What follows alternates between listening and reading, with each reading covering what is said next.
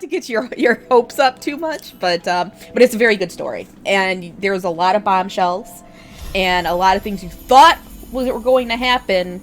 Well, that kind of gets tossed on its head. So we'll see. We'll see how this goes. But I'm very excited. I'm very excited, having known the story now and finished Endwalker and everything, to play through Shadowbringers again, and certain things that I did not think were pertinent are probably going to be a lot more important now. So, it's exciting stuff. Buffering. Hold on. It shouldn't be. Hold on. Oh.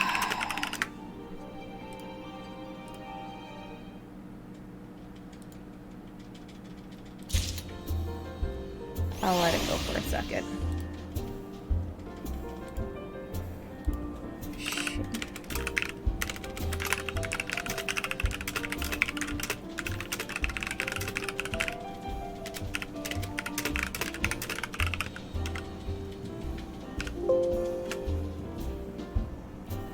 Hold on a second. Just gotta make sure the stream is stable, because we've had problems with this before.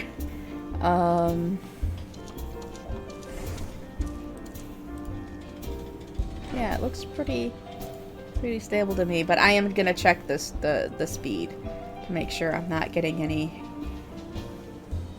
hugely reduced upload.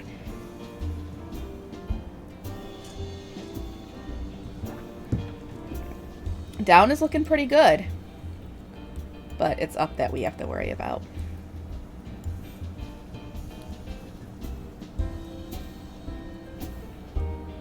No, we're getting pretty good up, so I don't know what it is.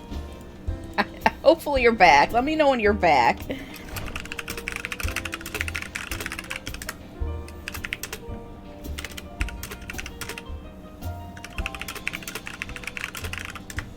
Yeah, it's looking fine to me.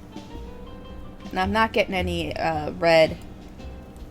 My connection to Twitch is looking pretty stable here, so. Alright.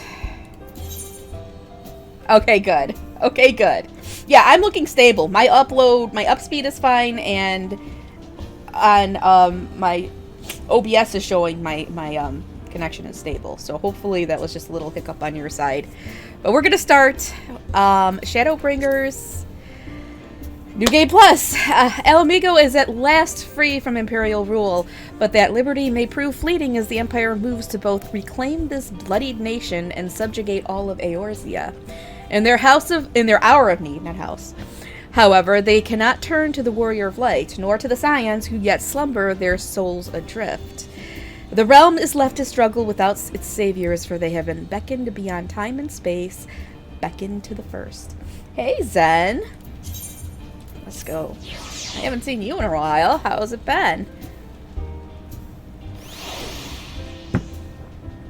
Alright, first thing first, we gotta go to the Circus Trench. Oh. Actually, we don't gotta go there. Quest is here.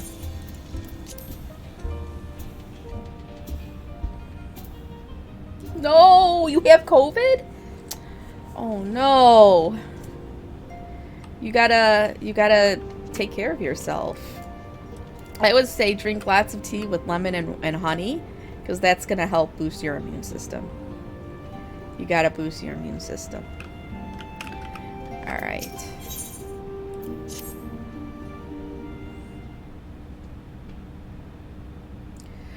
Good news, Rislin! We've had a stroke of luck in our search for that beacon. Oh, Power Palm Juice will do it for you, too. Apparently, our colleagues have stumbled across a hidden path leading down into the hollows around the base of the Crystal Tower. A path I doubt we'd ever have found had the Ironworks and the Suns not added their numbers to the party. Thanks to them, we have eager eyes aplenty down there, checking under rocks and peering into every nook and cranny. Still, it sounds like there's a lot of ground to cover. Well, then we'd better go and give them a hand. It makes you immortal. Send some of that palm power juice over to me. My thoughts exactly. The sooner we find this beacon, the sooner we can travel to wherever it is this mysterious voice is coming from. And the sooner we can work out how to help our friends. We have to find a way to wake them up, and before the Empire comes calling again, meaning we have no time to lose. There's a boat in North Silvertier waiting to ferry people to the site, so let's be on our way. Alright, so the Empire is about to come knocking and all this shit's happening. I don't know. I'm a little worried. What happens if the Empire comes a knocking and I don't have my Scion friends to back me up? I don't know. Oh no. I only have one sip of my hot chalky left. Only one sip. Alright.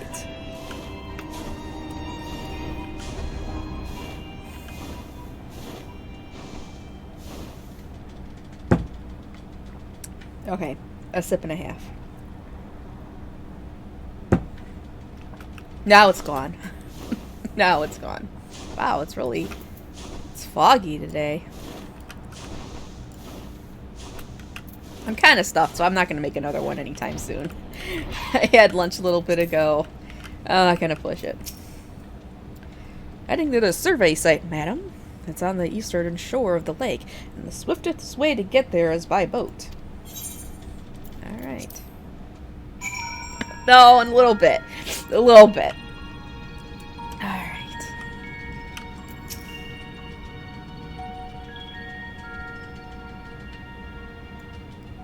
I know it's chalky. With marshmallows. Good stuff.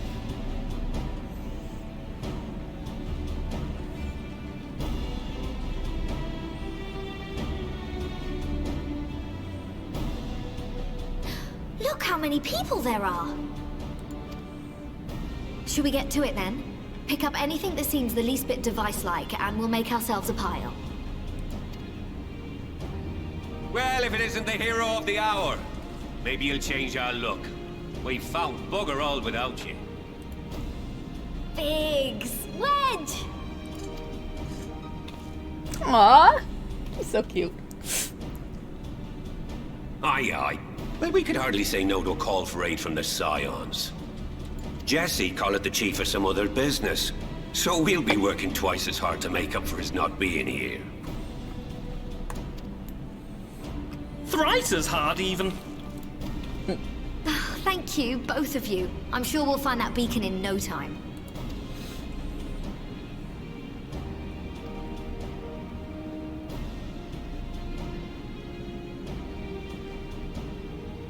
What are they they're looking in the rubble. How even? I'm not seeing anything out here. Do you reckon you could squeeze in there, Wedge? And get stuck halfway? No, thank you. I could try if you like. Tataru, no! We couldn't ask you to do that. Oh, I'll be fine. This receptionist is not afraid to get her hands dirty.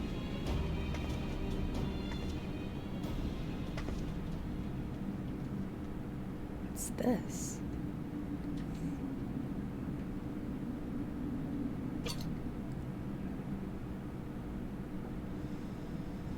Sorry, I meant to say, the scholars haven't finished their preliminary assessment of the site yet, so we're not supposed to venture too far in. What's that you got there? Now that looks promising. Isn't that the Ironworks symbol? Counterfeiters? Now I have you. Oh no. You are right. What's happening?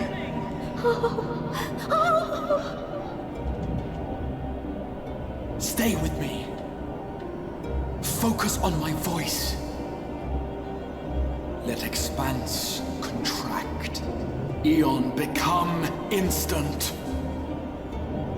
Wait, this must be it. The device. Oh, this is supposed to happen. How do you know, Throw Tataru? wide the gates that we may pass. safe journey, warrior of light. Find our friends and bring them home.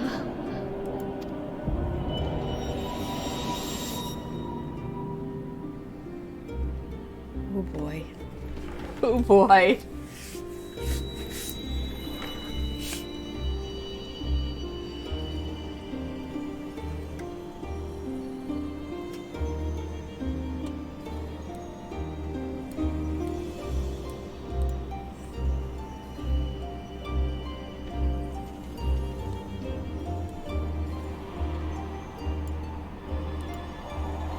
Flying through space?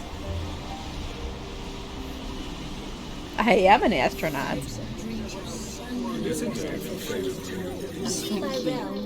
Shiny dawn's light will shine again. Oh, do not look at me so.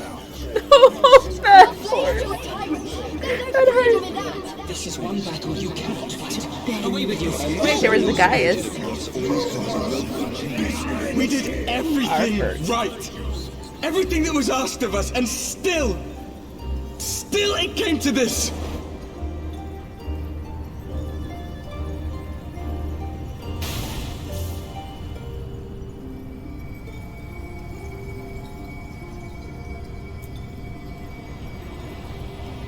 I think that's Minfilia. Yeah, it was Harsh Elephant. I think this is Minfilia.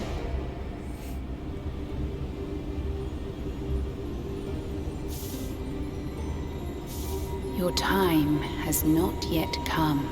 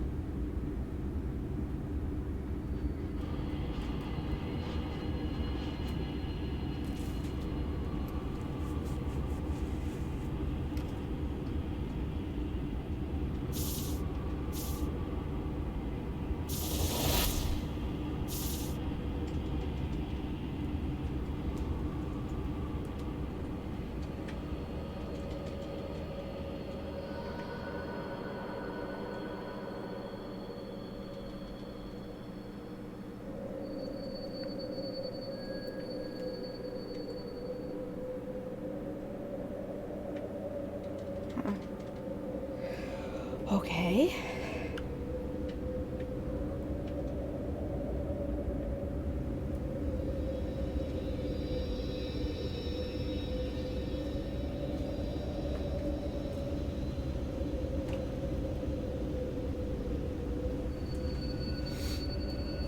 Maybe.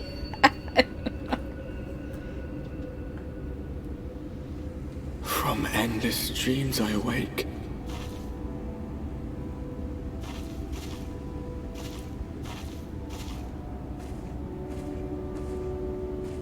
Something vague, yet urgent, calls me to action once more. It's pretty. At least it's pretty.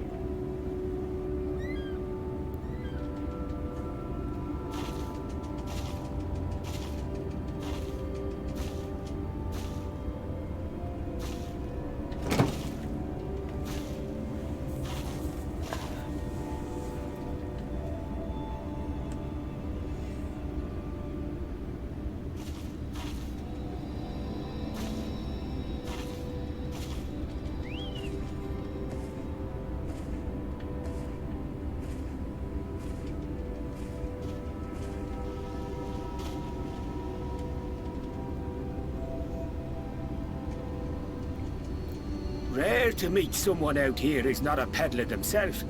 What brings you into the wilds this time of night? Time of night?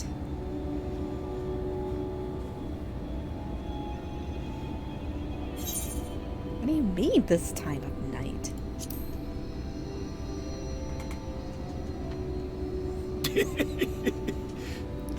Well, if it ain't the oldest joke in the book. Me granddad, God's rest his soul, used to tell that one to the barman at kicking out time.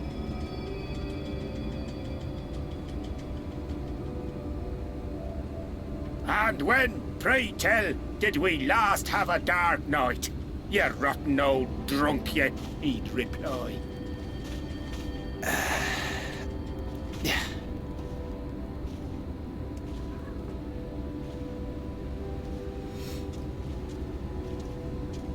Over 100 bleeding years ago, that's when.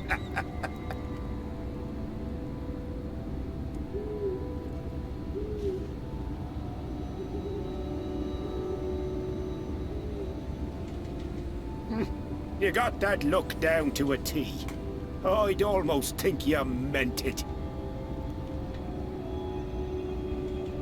Ah, got to you, did they? Poor beggar. That explains it then.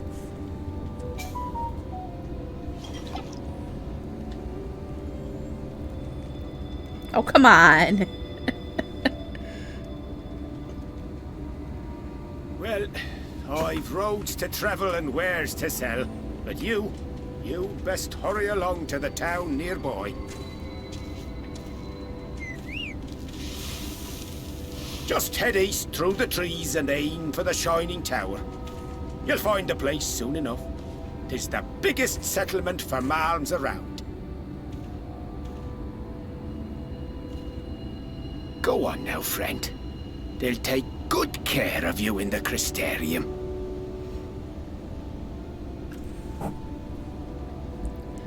What do you mean, no? Why are you screaming no? No drunk? I didn't have any.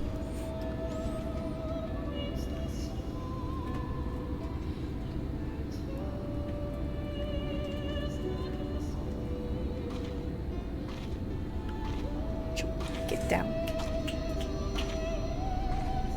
To dizzying heights it rises.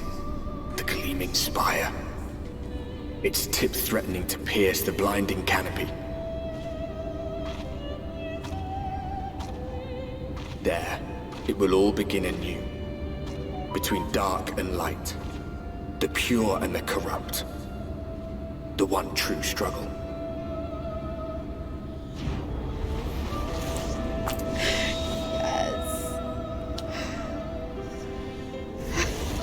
That tower certainly looks familiar. Hold on, people keep texting. I gotta respond.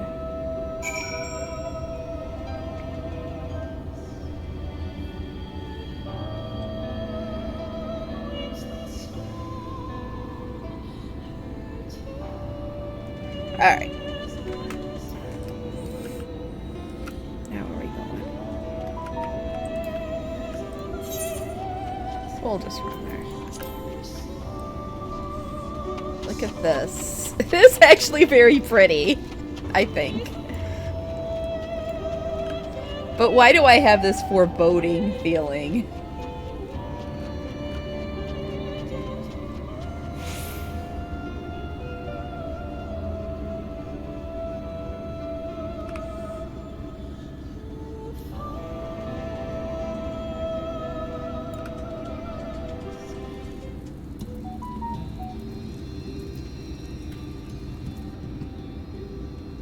Halt!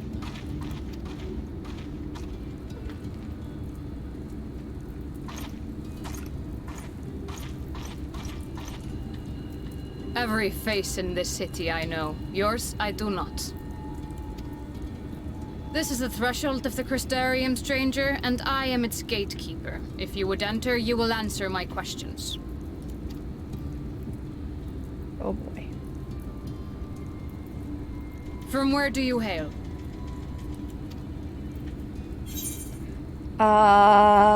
The source?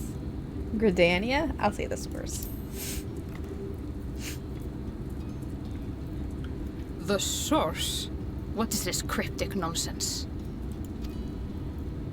Had you given me an honest answer, I would not have barred your way. We care little here for a person's place of origin. But instead, you chose concealment. And I will not suffer you to pass. Crap. Uh-oh.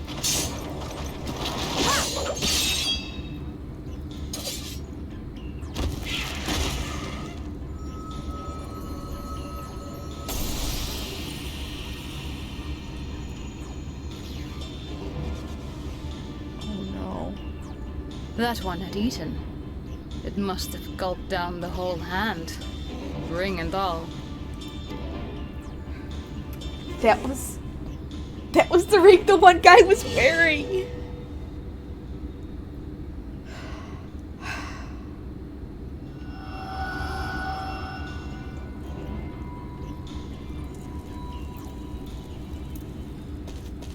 Knew I should have stayed for a drink.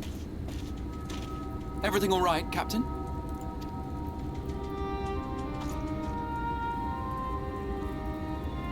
Quite all right, my lord.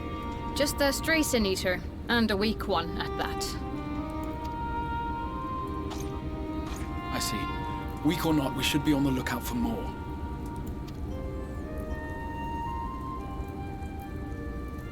But I see you've met my guest. I will escort her to the Crystarium myself, if you've no objections. Another of your mysterious friends, is it? I should have known. No, not Pretty for well. goodness. I'll inform the others your guest is to be given the run of the city.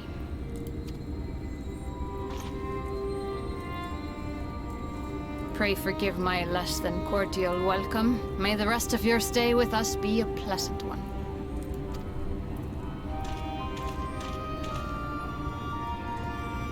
Come with me. I will answer whatever questions you have when we are somewhere more private. You had better. You would better.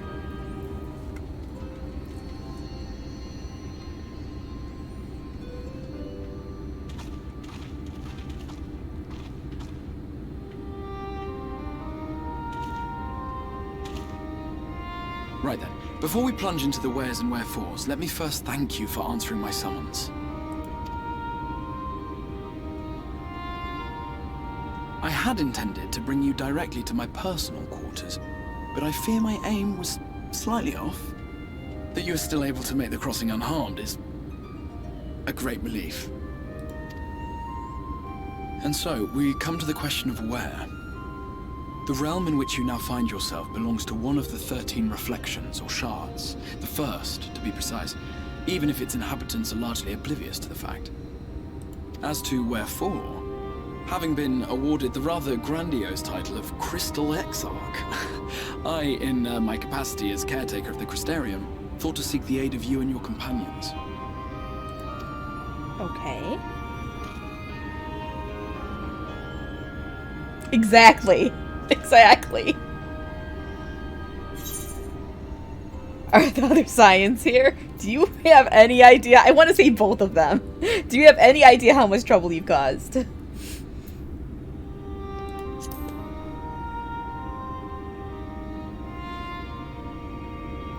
That is a question with no simple answer. But all shall be explained in due course, I promise you. Let us begin with the glaring skies up above.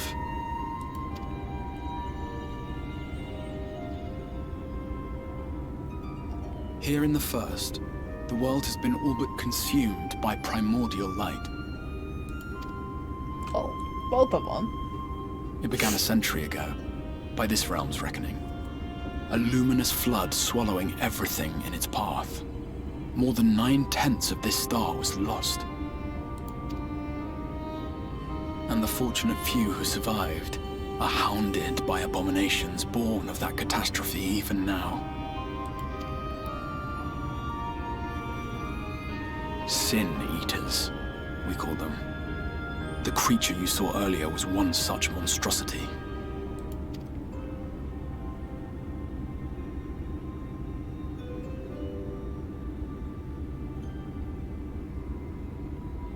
It was to save the first from this menace that I learned to bridge the rift between worlds.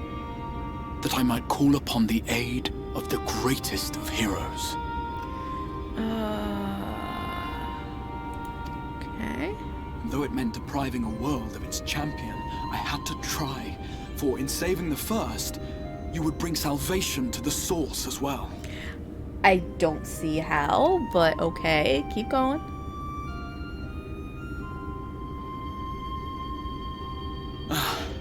But what manner of host harangues his guests in the middle of the road? Let us continue our talk within the Crystarium. Yes, let's.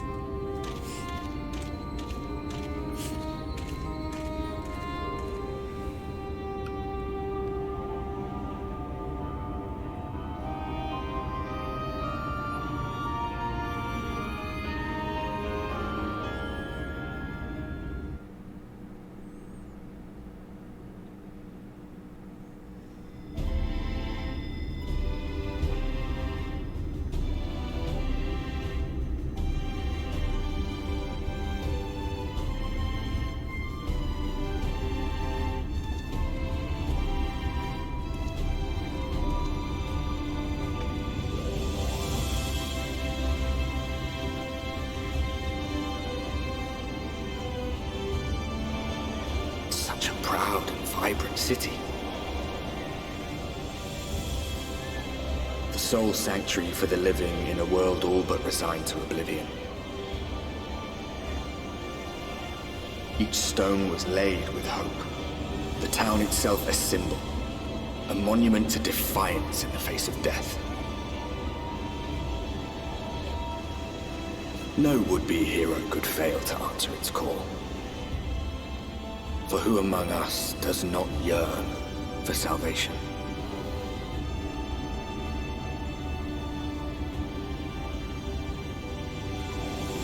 This is the new hub, it looks like. The Crystarium. Alright. And here we are. Welcome, my friend, to the Crystarium.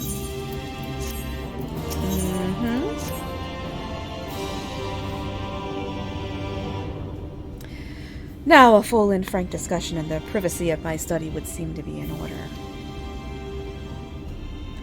But I think our conversation would be more meaningful were you first to gain a firmer grasp of the situation here. To that end, I would like you to visit a few of the Crystarium's civic leaders and glean something of this world and its predicament.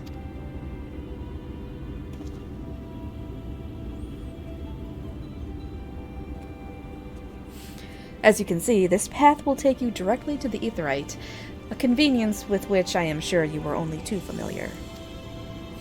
Being the rightful object of my summoning spell, you should in theory be able to reach all the way back along your etheric trail and find a connection in the source, believe it or not. I strongly suggest you complete this attunement before venturing any further.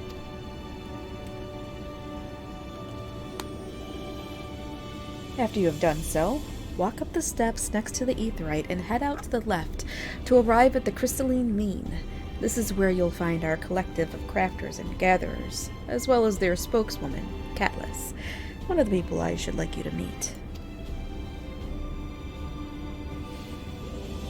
Another is Morin.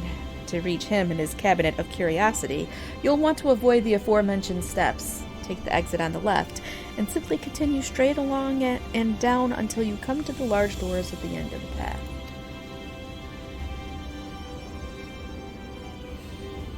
The third and final person I should like you to meet is Braggy, our man in charge of trade and distribution.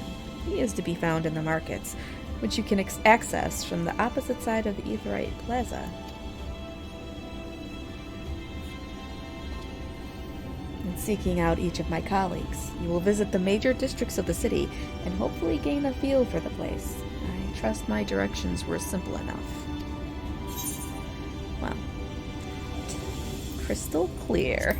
No, not Katniss. Hold on a second, I gotta put some lotion on my hands because it's super. Well, I was doing some cleaning today, and when I'm cleaning and washing and my hands in water a lot, it makes them very, very dry, and then it's like super cold again today. So, anyways, enough of that. Ha! Very good. I concede the layout of the Crystarium owes more to historic necessity than planning, but I'm sure you'll learn its twists and turns before long. In all honesty, the true challenge may be in finding the right way to approach its citizens. As you discovered during your encounter with the captain, the people of this world are unaware of the existence of other stars, and will struggle to accept the truth of your origin. That being the case, when they ask whence you hail, as they inevitably will, I suggest you claim to share a homeland with the Crystal Exarch. There is an unspoken rule about peering too deeply into that particular mystery. When you've finished making the rounds, pray meet me in the large courtyard at the center of town. Until then...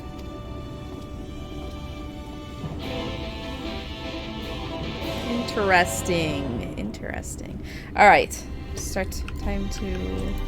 Wait, okay, that's part of the... Well, I'm already attuned, but whatever.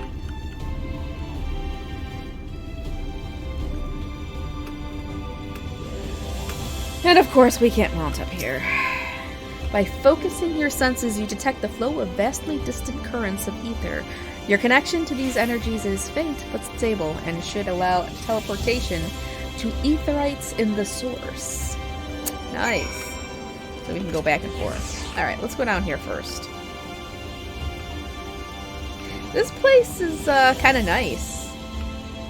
I'm kind of digging this place.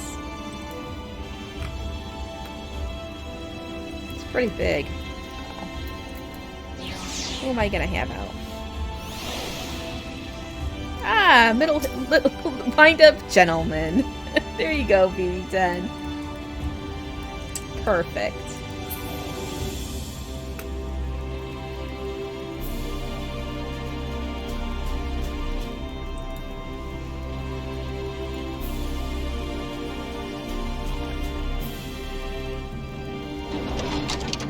Cabinet of Curiosity.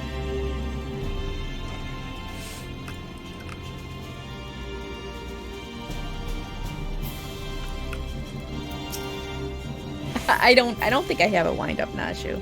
But my other Nashu, my kitty cat Nashu, is on the husband's desk.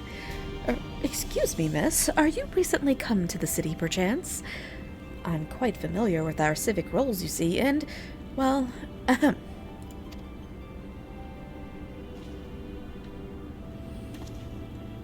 What I mean to ask is, have you brought any books with you? A rumpled scroll, even? A scrap of scribbled-on parchment? My apologies. Literature is something of an obsession of mine, as well as a profession. Librarian Morin, at your service, and this humble collection is known as the Cabinet of Curiosity. As your powers of perception have likely informed you, my colleagues and I are responsible for curating all manner of tomes, documents, and other vehicles for the written word. As horrific as the loss of life and land wrought by the flood unquestionably was, the damage to recorded knowledge was no less catastrophic. We few do all we can to preserve what wisdom survived. But tell me, what brings you to the cabinet today? Looking for any title in particular? Mayhap a spot of academic research. Oh ho! So you've an interest in modern history. Splendid. A thorough review of recent events can often yield novel perspectives, I quite agree. If you would prefer something visual to accompany the account, then I think I have an illustrated history book for children somewhere. Just a moment, and I'll fetch it for you. They can be pretty weak. This is true. But you know what? Let him think what he wants. It's fine.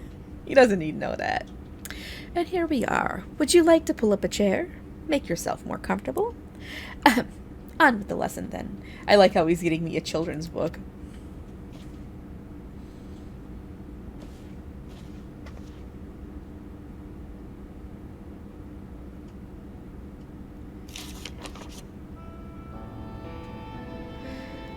A 100 years ago, or near enough not to matter, villains known as the Warriors of Light slew the Shadowkeeper, the Steward of Darkness. In the wake of this tainted deed, light began to pour into the world as if from unseen cracks. It pooled and swelled without cease, until the day an enormous, blinding wave rose up and swept across our star. We called this calamity the Flood of Light. Everything it touched was leached of life and vigor, leaving naught behind but a luminous wasteland.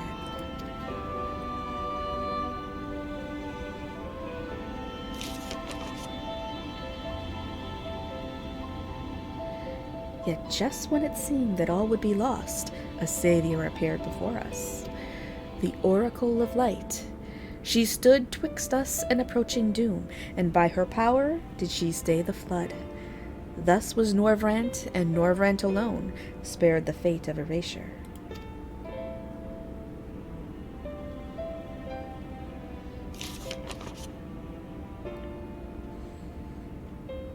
Tragedy would, however, arrive in another form. From the blasted emptiness descended horrors of strange and terrible aspect to bedevil the few folk who survived. These sin-eaters were light incarnate, and their effulgent presence stole the night from Norvrant's sky. Even now they circle the remaining bastions of civilization, ever on the hunt for us, ever hungering for our flesh. Yes, I think you might be onto something there, BB10. Just keep watching. And thus did the world become what it is. Should you ever wish to hear the tale again, I would be glad to retell it to you. Or, if you would rather I speak of other matters, that too would be my pleasure. I should be glad of the company. Your exchange with Morin has taught you about the flood of light. Interesting. Very interesting.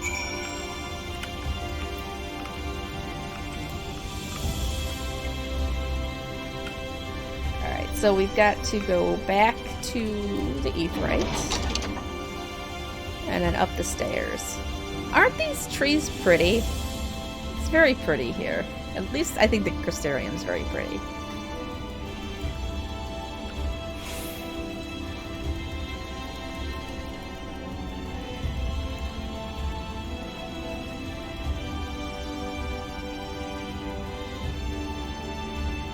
Alright, go up here.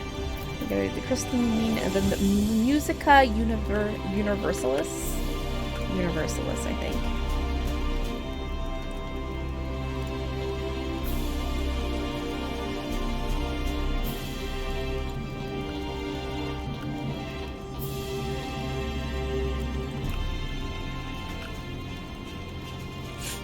Oh, man.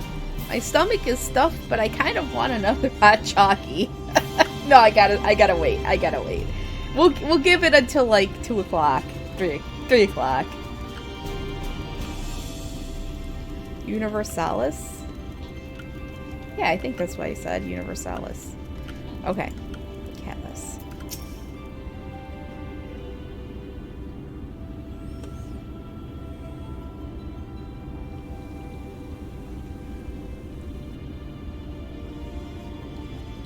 Rare to see a place so well stocked with goods, isn't it?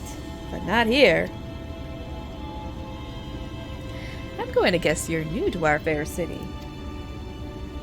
Well, for what it's worth, you've chosen a fine sanctuary. The Exarch can throw up a barrier if the sin-eaters come knocking.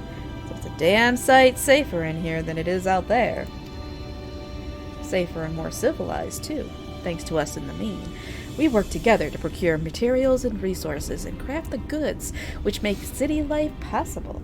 This is the place to visit if you need a coat mended or a kettle forged. Just don't go thinking it'll be all handed to you on a plate like those Morin layabouts. Here in the Crystarium, we work for a living. Though I see you're no stranger to honest labor. You don't have that whiff of indolence about you like some folk I've met. Still, I can't quite pin down your profession. Where is it you're from? One of the Exarch's countrymen, you say? I see. Well then, I'll work twice as hard to make you feel welcome. Our city wouldn't even exist if it weren't for him, and any friend of his is a friend of ours.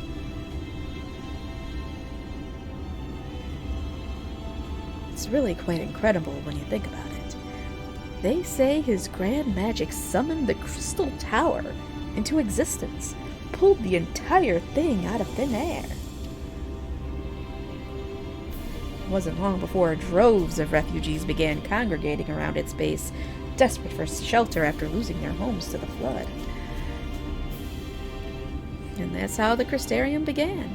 At the Exarch's invitation, buildings started going up, and with the help of some curious relics brought forth from the tower, the place gradually expanded into the thriving metropolis you see today. The city stood here for decades now, yet the eldest among us swear the Exarch looks exactly the same as he did back then. He is indeed a man of many mysteries, but for all his secrecy, he has never let us down. So if he, and you wish to remain silent about your shared homeland, then the folk here will respect your wish for privacy. I am, however, more than a little curious to see any crafting talent you might be hiding. If you ought to contribute on that front, be sure to come back and visit once you've had a chance to settle in. Just ask for Catless, and I'll find you a niche here in the crystalline mean. You can help us keep the cogs of the city greased and turning. And no, I'm not going to give her a bow and arrow. Hold on, my glasses are smudged up. So I've exchanged... Your exchange with Catless has taught you about life in the Crystarium. Alright. One more to go. Then we're getting answers from the Exarch. Because, I demand answers. I've got Garlean Empire about to frickin' do crazy shit with gases and toxic substances, and Xenos is still out there. We've got to deal with Ascians, with Buttians still. I don't have time to be hanging out in fancy towers, right? We got to get back to the source.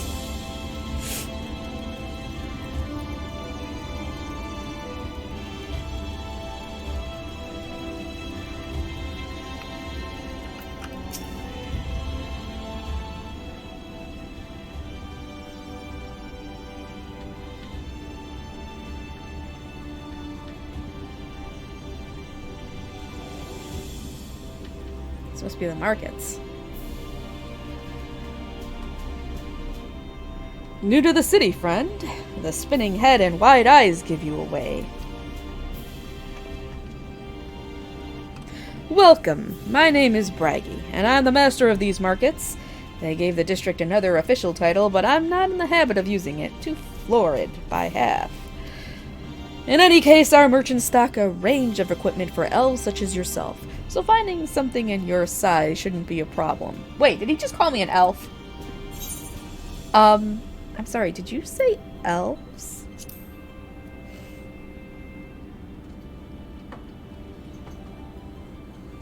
Aye. Something wrong?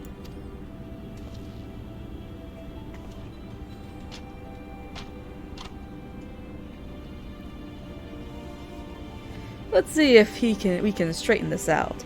See those two in front of us? The shorter one is a human, and the taller one is an elf, like you. That sturdy individual over there is a Galgant, whilst the one with the horns is a Dron. And then you have the large, scaly chaps with long tails and a knack for raising livestock. Those would be the Zoom.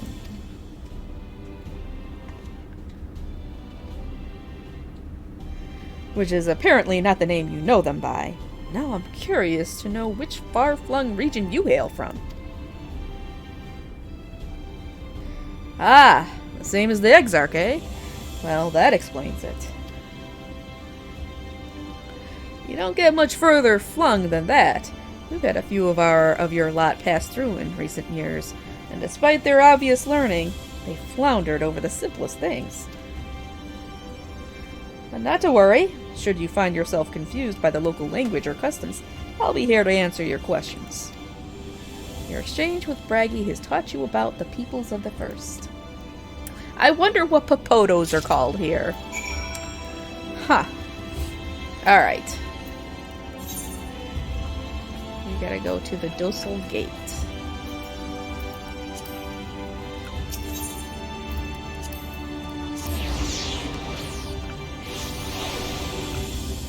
What is who? The Exarch? Oh, him? Oh, he's a, I forgot what they call him. It's Catboy. Well, Big Catboy. What are the big cat boys called? Huh? What are the big cat... What is Jib's race? Hrothgar? Oh, they're Hrothgar. Okay. Yeah, Hrothgar. That's it. Alright. Only with the I know. Oh, wait, am I supposed to... Where am I supposed... I don't know I'm supposed to do this. I'm supposed to be down here. Okay. I just ran past the Crystal Exarch.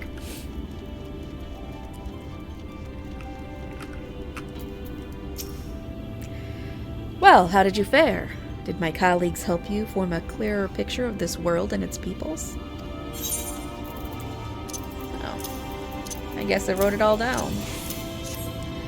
Yes, it seems you were treated to a most thorough introduction. I understand it was something of a chore, but 'twas necessary that you grasp these things before we proceed. As for the Crystal Tower's origin, you may have noted that details were sparse. The structure is, in fact, the self-same one you know from the source, transported to the First in its entirety. It was my first attempt at breaching the boundaries between worlds, something of a trial run for your eventual crossing. And although I do not know which era I tore it from, I do know that its arrival served to set the wheels of fate in motion. Huh. This is the self-same Crystal Tower.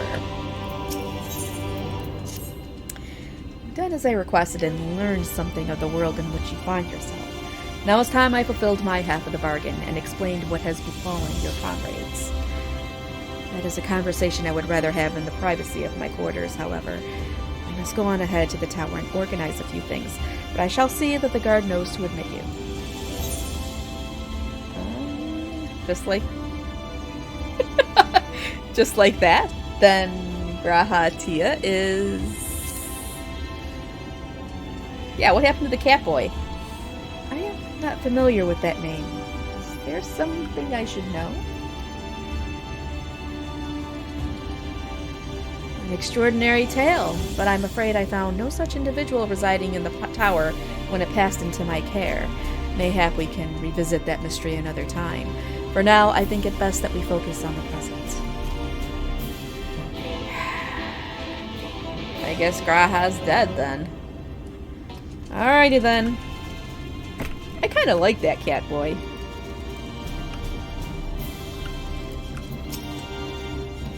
Greetings, madam. The Exarch awaits you within.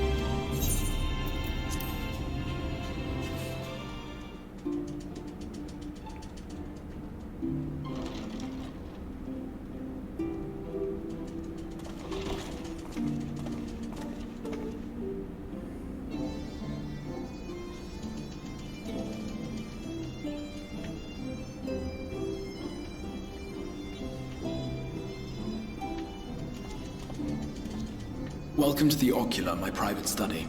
We can speak here without fear of being overheard. I have much to explain, but the truths which I must touch upon in doing so would cause only distress and confusion to the people of this world. Pray keep that in mind. Now, I am sure you are desperate to know the fate of your fellow Scions.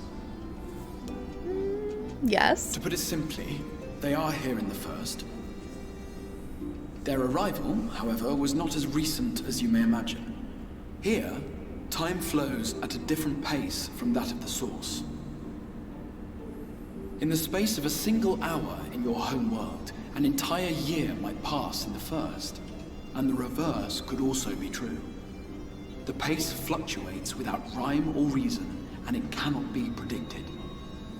That said, we seem to be entering a period of near equivalence.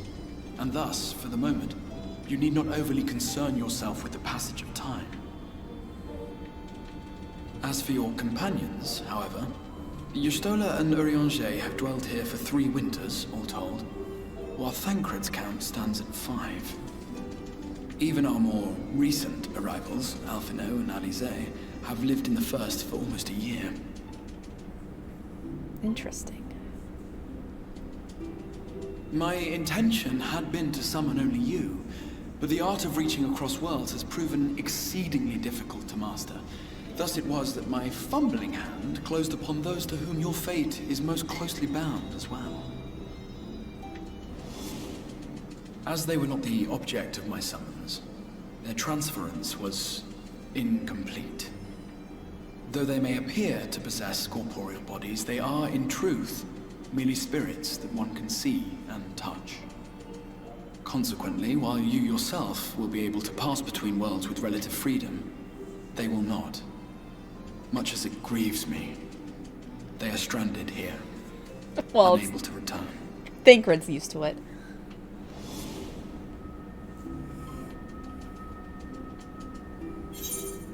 Then find a way to send them back.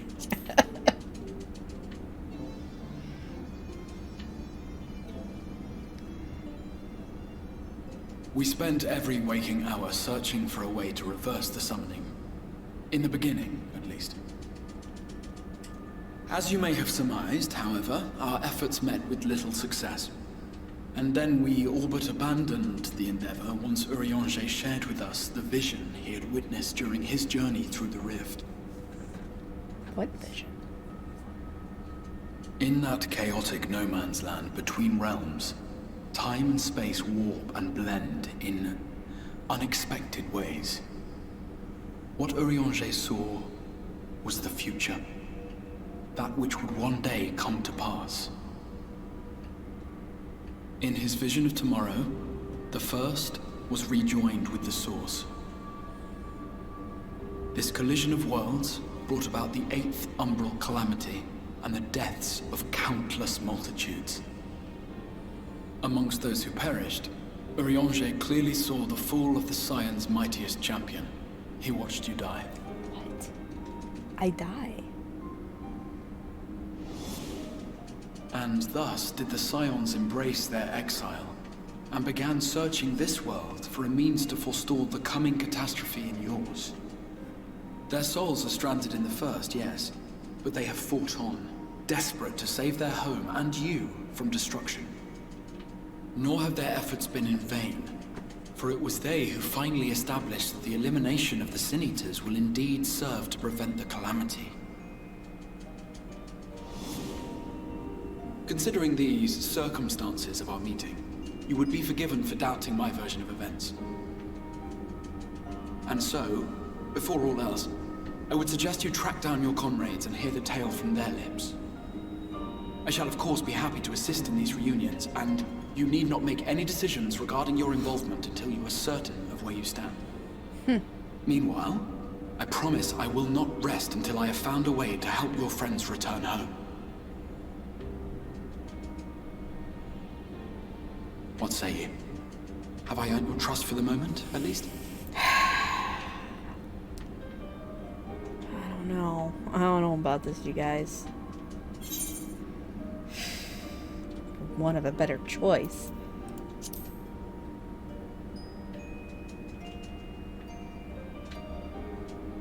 Excellent. You will not regret this. With that settled, we shall have to see about getting you ready for the road. I'm going somewhere? Traveling across the rift has no doubt left you weary. I will arrange for a room where you might rest in comfort. While it's being prepared, perhaps I can show you around. I don't even know. Yes, fine. I'm not happy. Okay, I'm not happy. But at least I know the Scions in here, and I gotta go round them up, it sounds like. The Crystarium boasts a number of residential districts, but I have been informed that a room has just become available at the Pendants, which, as it turns out, is perfect. Our path there will take us past the markets, and I was hoping to give you my own introduction to their wares. Come along. Alright, fine.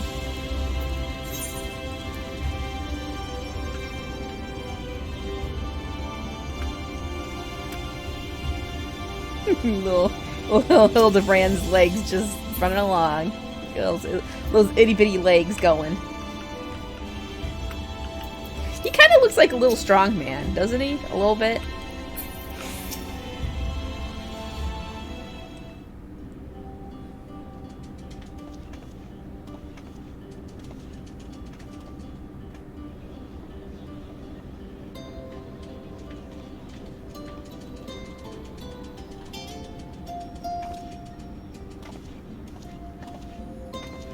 This is the Musica Universalis, the commercial heart of the Crystarium. Aught you might need to prepare for your journeys can be purchased here.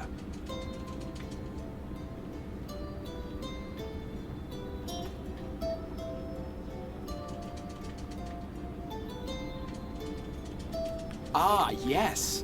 You must be curious about the currency. Fear not. The gil you carry will serve you well enough. Really? Each nation once minted its own coins, but 'twas all a jumbled mess following the flood. After much debate, the local merchants eventually elected to revert to the old ways, wherein a coin's value was decided by the worth of its metal. Okay. As for a unit of measurement, we agreed upon the term gil, a word borrowed from coins uncovered within the Crystal Tower here. How convenient. And as our traders peddled their wares across the land, so too did our usage of gil become common practice. From what your stola tells me, a standard coin from the source equates to exactly 1 gil here, or near enough not to matter. Again, convenient, but I'm fine. Our way of life has benefited greatly from the artifacts we recovered from the tower, some of which may be familiar to you. Aha! Tombstones.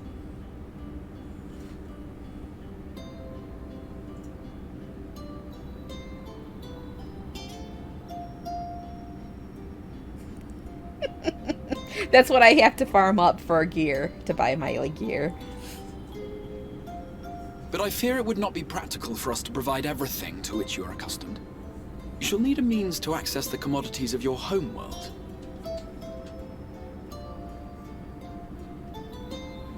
Avan Kerm Sin? Yes, I'm here. Of course I'm here. What amusements do you have for me today?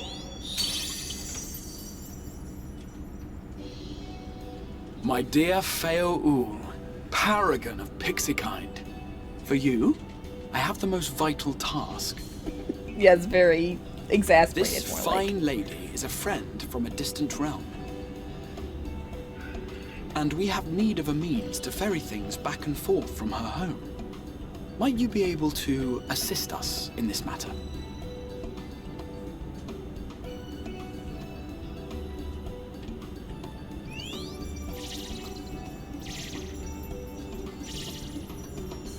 You came from beyond, didn't you? From beyond the rift?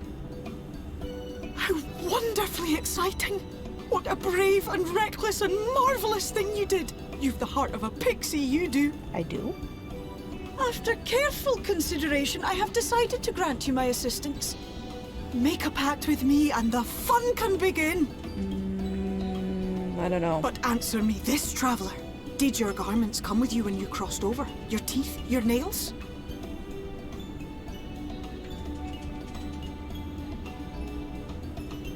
Just as I thought! Then you've a good stout connection with your home through which all your belongings, great and small, may easily pass. From this moment forth I will be your Isne Fis, and you my Snay Yak. Like the branch which sprouts from the sapling, our bond will flow unbroken from one to the other. Okay. Raise your hand. No. I don't know if I want to. Okay. This better not be a trap.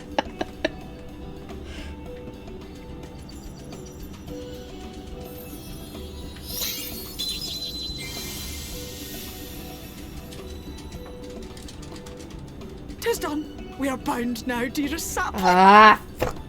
Come then. Make your request. Tell me your desire. I wish to visit this world of yours.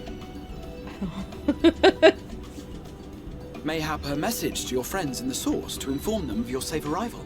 That might be a good idea. Send a message to Kryl. No, to Taru. Why can't I just send a message to both of them? Well, I like Kryl. Send a message to Kryl. Consider it done.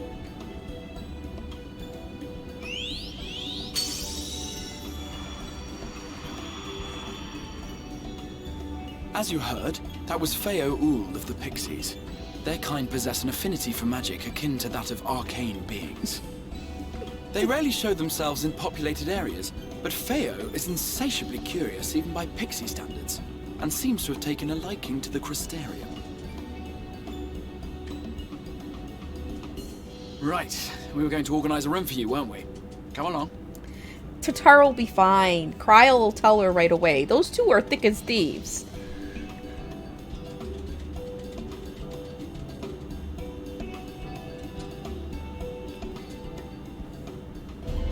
As a result of your pact with Feo Ul, you now have access to delivery moogles, market boards, and summoning bells while in the first. Alright. at least there's that. Now, where's this room?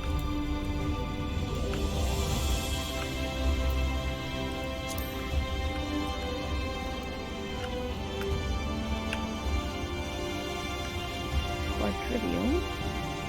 Pendants. I guess this is it here. Ah, there you are. I was just finalizing the matter of your accommodation. You'll have a private room here in the Pendants for the duration of your stay, to make use of as you see fit. When you are ready to retire, the manager will show you to your lodgings. Pray rest and recuperate, and we shall reconvene at the Ocular anon. I believe that covers all of the practical concerns.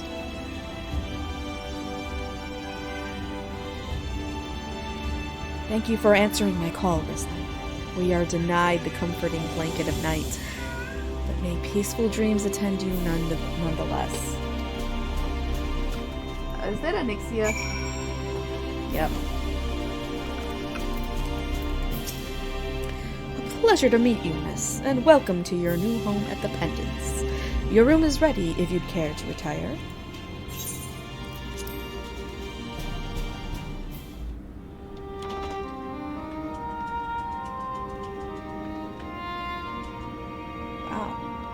This is a pretty swanky room.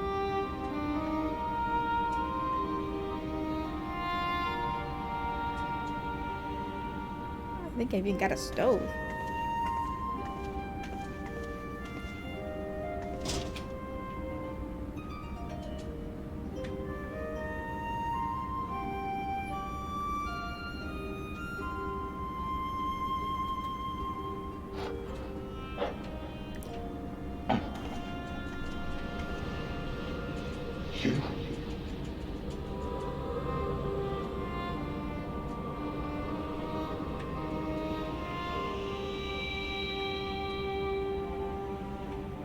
I know you.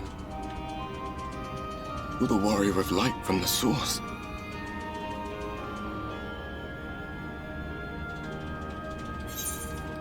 Well, the warrior of darkness. What? Did you just... You can hear me? Oh, gods, how long has it been?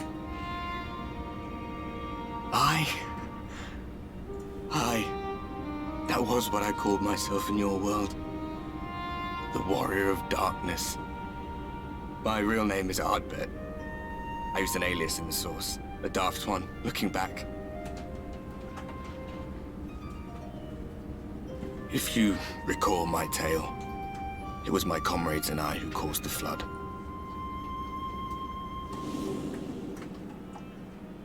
We thought our home doomed.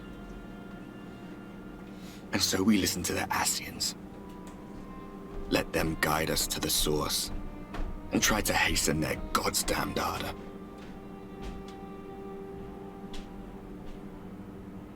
I remember when we fell, defeated by you and yours. I remember our audience with Minfilia. How she listened to our pleas, and returned our souls to the first. No, it's Ardbert, not Albert. Albert would be better. Maybe. A little bit. The flood was poised to swallow Norvrand. Minfilia and my friends, they surrendered what little they had left to hold it back. Just faded away. Leaving me to bear witness.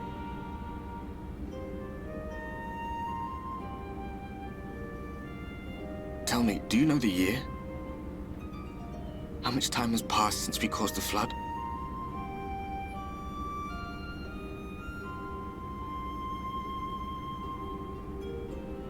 A 100 years. 100 long years.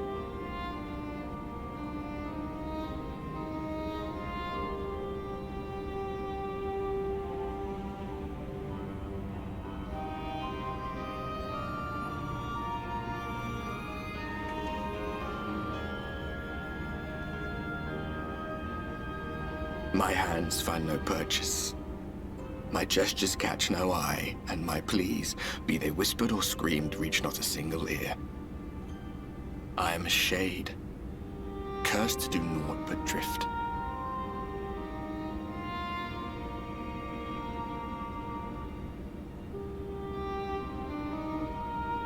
I feel as if I've been walking forever. I hardly noticed when my mind and body began to fray at the edges. Then bang! My senses were sharp again.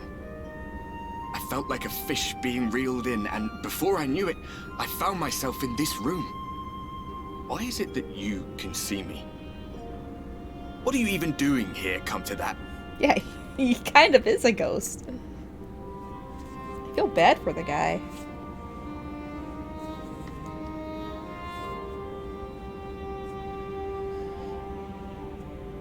You were summoned to save the first. A waste of time. This world is beyond saving, like those who try to save it. Muddled as my mind may be, I've not forgotten that. But if fate has brought me to you, the one person in this God's forsaken world who can see and hear me, then perhaps there is a reason I endured. If I can find out why I was left behind, then maybe I can bring this journey of mine to an end.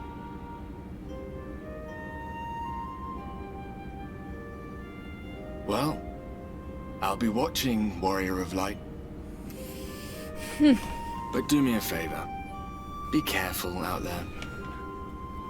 This world has had its fill of heroes.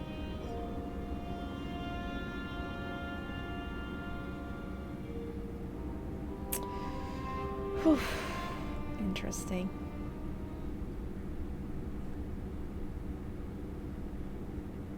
Why am I sleeping like I'm like in a coffin or something?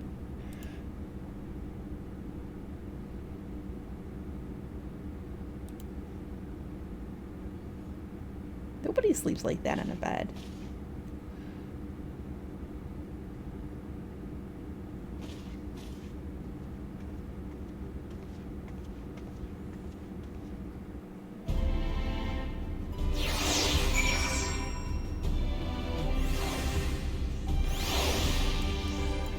Alright, time to go and see the Crystal Exarch again. Where is he? He's in the Ocular.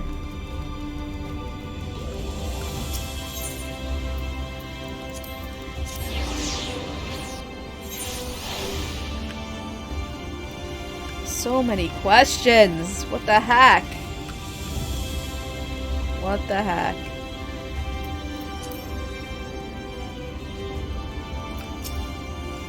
Mr. Srislin, the Exarch awaits you within. I'm not a vampire. Not unless I'm wearing this. No, I'm a vampire.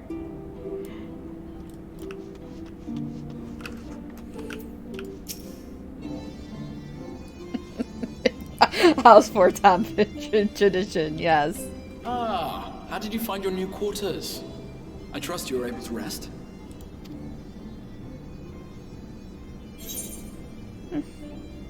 Well enough, thank you. He doesn't need to know about Ardbird. That is good to hear. Should you want for anything, pray let me know. Now, let us return to the subject of the Scion's whereabouts.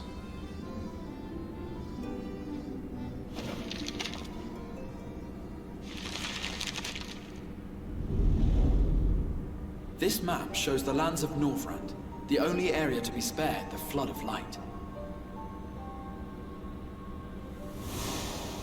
The Crystarium is here, in the region known as Lakeland.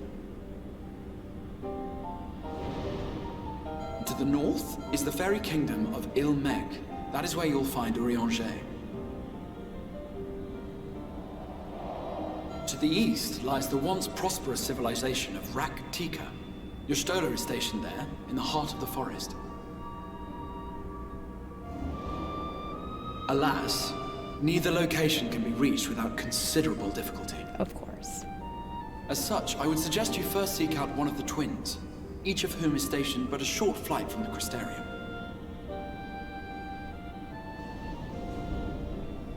Alphino is on Calusia, an island off the western shore. It is home to a city called Yulmore, where the rich and privileged while away their days in idleness. For his part in furthering our cause, Alphino journeyed there to meet with the citizenry and forge alliances.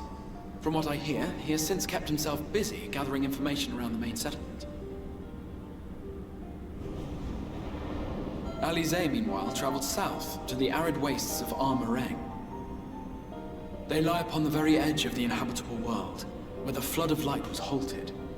Those who dwell there live in constant fear of attack by the Sin-Eaters.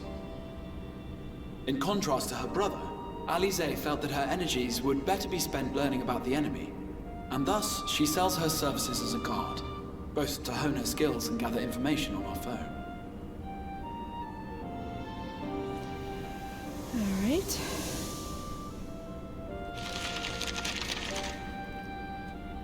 So, will it be Calusia or Armareng? It matters not which you choose to visit first.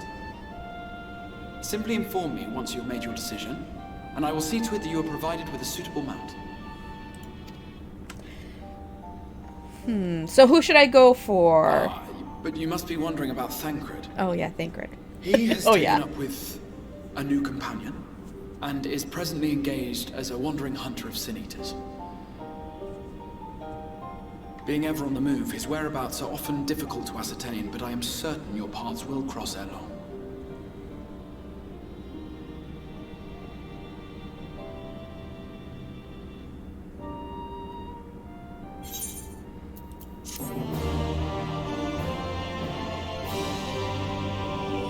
Alright.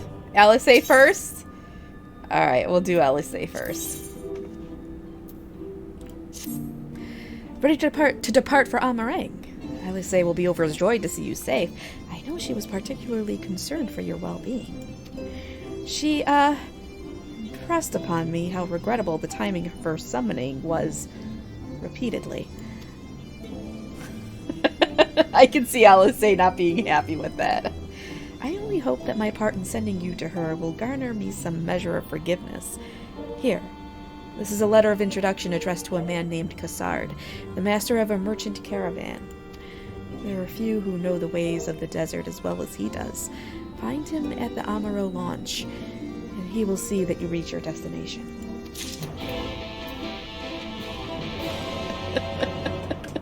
What do you mean, new companion? Who are you talking about? Oh, Thancred? You just gotta wait and see. You just gotta wait and see. Alright, so where are we going? The Amaro launch.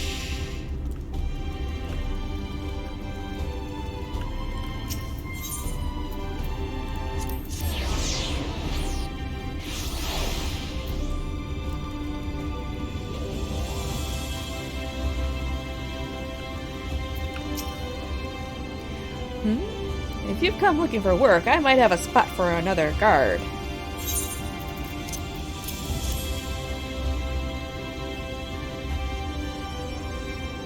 Oh, a friend of the Exarch. Hoping to meet someone in Armareng, are you? And I shall be your guide. I was about to set off for our outpost there, as a matter of fact, so we can leave right away, assuming you have everything you need. All set, then off to the Unforgiving Sands we go. You can now travel to Armareng. Speak to the adroit Amaro tamer to fly to the desert. Yeah.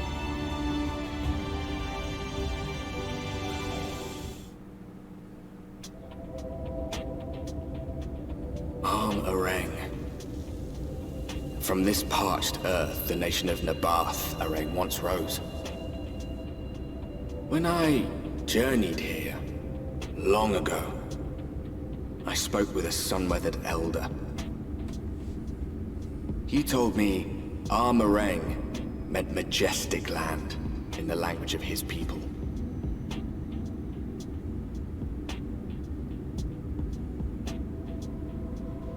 And so it might still be, Were it not for the light's unrelenting onslaught.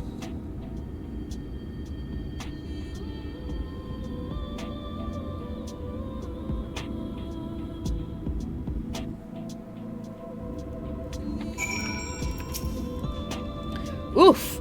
No matter how many times I come here, the cold never fails to catch me off guard. The sky may be as bright as the scorching hours of day, but it gets brisk enough to make you shiver.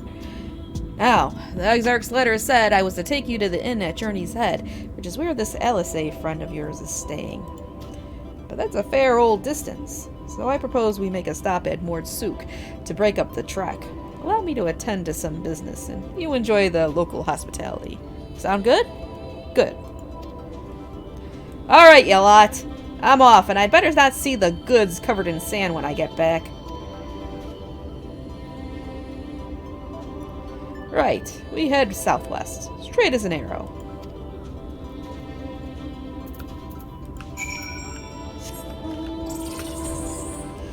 Well, at least I can fly.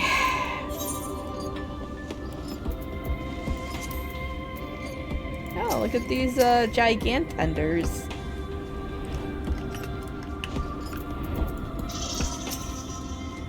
Stop here a moment. This is your first visit to Amareg, is it not? Before you cross the river of sand, you need to turn around and feast your eyes on that. Let's get a good look. Yeah, that was a city at one point in time. Wait. Oh, I gotta look at this.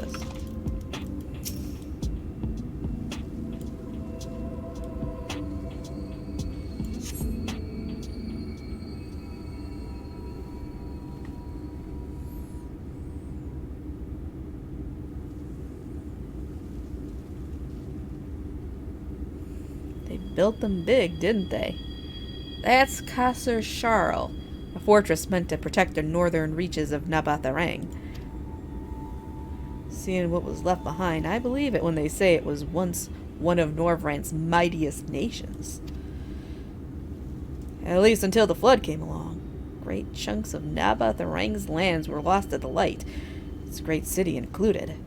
The few who survived didn't see much point in staying. Most of them, anyway. No, not many choose to come here these days. Not with everything in ruins. Even that hulking great fortress has become little more than an Amaro roost for me and my caravan. But not everywhere is as deserted as this place. Just wait until you see Mord Souk.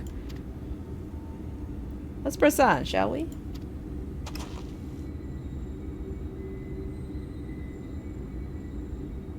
World building. That's what we're getting. Some good old world building.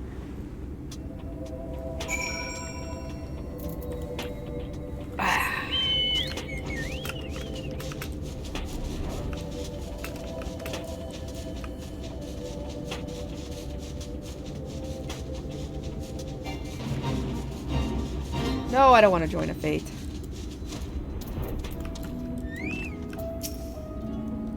Here we are, Mord Souk.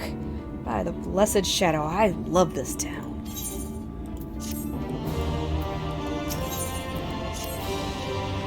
Mord Souk, not just full of Mord, but Humes and all manner of others too. It has long been a refuge for folk displaced by the flood, so the population is nothing if not diverse. Oh, have you met a Mord before? They might look like shifty little blighters, but a more welcoming lot you could never wish to meet. Speaking of which, we should pay our respects to Master Gengen. I'll go ahead and let him know we've arrived. Master Gengen.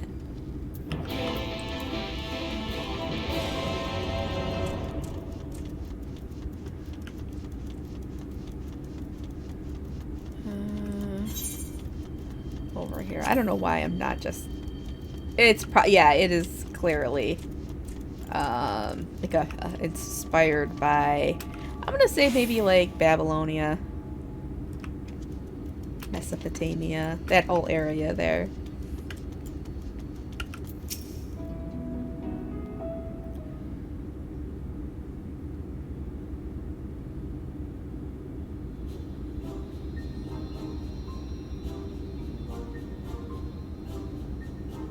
kobold.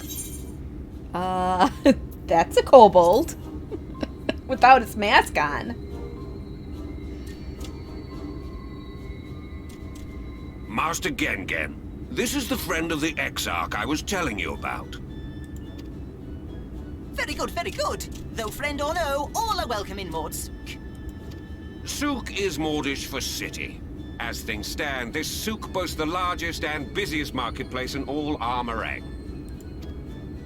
You'll find ore from the mines here, of course, but all manner of other things too, many of them rare. As I told you before, not many visit Armorang by choice, but Maud Souk's a different story. Merchants come from realms around to purchase the relics the Maud dig up. Aye, that they do. For Maud do not dismiss the spoils of the earth. We clean them and polish them and reveal to the world their true value. That is why they come here, come from far away, come with much money. And so our souk is always busy, busy, busy. No such thing as a thing no one needs. You say that every time, Master Gengen. Some sort of family motto, wasn't it? Or perhaps a Maud philosophy, for which we should all be very grateful. Would that everyone was so willing to take in refugees regardless of race or creed. Now then, if you intend to spend any time here, you'll want to gain the trust of the locals. And there's a little custom all newcomers are expected to observe. Oh boy. The cracking of the coin purse. You buy one thing from the market. Price can be low or high, just as long as you buy. As the good Maud says. In fact, the Exarch sent a little something to cover this very expense. A Verbert gold piece, no less. The first I've held in years. A Verbert? What? Verbert gold? Real Verbert gold?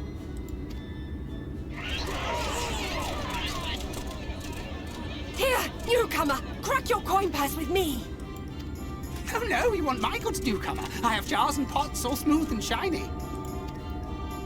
Over here! Come and look! You buy, you buy.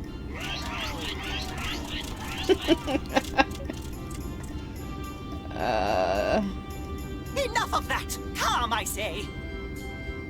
This one must still journey through the barrens. Nothing bulky, nothing heavy, no pots. Nothing better for the road than a full belly. Spend that piece at Ronron's place, yes? Eat for 3 before you leave. Ron. I hope the food is good.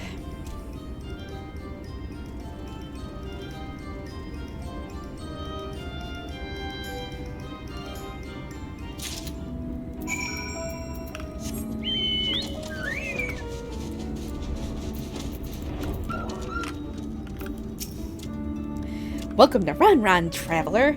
I have wares to empty your purse and fill your belly. Take your time, stare and sniff before you choose, but no drooling on merchandise, yes? Browse Ron's wares. You may move the camera as well as zoom in, blah blah blah. Okay, let's see what he's got. Oh boy. Meat? That doesn't look so bad. Bread. Worms! What? Worms! Meat, bread, and worms. Oh no. That's my ever-burning bounty, made with the best parts of the lizard, cured with special spicy spices. Some find the smell challenging, but it'll warm you up on chilly desert nights. Alright, I gotta look at all of them. I call that mush loaf. The middle is stuffed with bittersweet cactus fruits, so even if the bread dries out, it's still moist inside. Keeps you going in the heat. That actually sounds pretty alright. Everyone's favorite plump white worm slathered in honey. Once you eat a glazed wriggler, you'll never want any other treat. A glazed wriggler. Oh, you like those? Chewy skewers. Find small frogs hiding under rocks, spear with stick, then roast over fire. Crackly on the outside, gooey on the inside. Perfect for snacking. Gosh. I don't know what I'm gonna go with. They all look tasty, yes? Which to choose? Which to choose? Oh my god. I don't know. I almost kind of want to do the glazed wriggler. Buy one for Chewy. No. Let's do a glazed wriggler. We'll try it. He did say that I might like it. Too good to resist, eh? That's what I would have chosen. You have the gold? And done. One Verbitite honor buys you 15 jars. 15? I better like these things. That look on my face.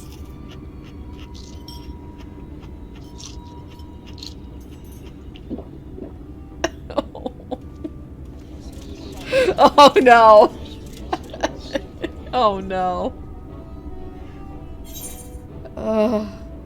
I think I'll share the rest. Our visitor invites us to feast. Let us give thanks for her great generosity and small appetite. Consider your quaint purse cracked. I am pleased to accept your custom, and Gengen will be pleased that you honored ours.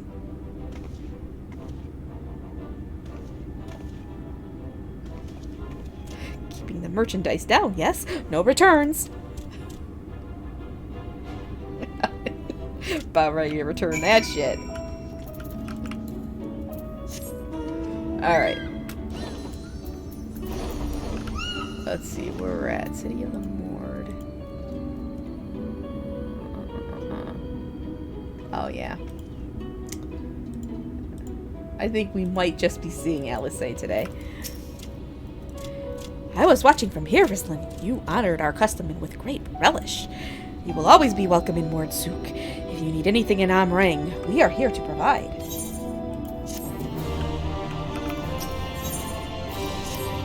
It's not cheating. You have courage, my friend. Ronron's wares are more exotic than harmful, but I don't envy you the bellyache you'll have on the morrow. Right. Now that you've eaten, I expect you're eager to get back on the road. Oops, I missed that. You said, would you mind if we delayed our departure a touch? I have a few deals left to close before I can conclude my business here in Mordsuk. Oh, offering your services, are you? Well, an assistant would certainly help hurry things along. I have a receipt here for some goods that need picking up from the market. All properly paid for. You just need to do the lifting and the carrying. I'll go and take care of some last-minute haggling, then. See you in a bit. Of course. Running around and helping. Review the market receipt at any time during this quest by using the relevant item. Yeah. So what do I need to pick up? Table cactus from Thantan. Iron ore from Dolto. Labyrinth antiques Mill. To be collected from Mulmul. All these names. Oh my god. Hungry again already? You have a strong stomach, friend, but I wouldn't eat those. I guess I can't get those.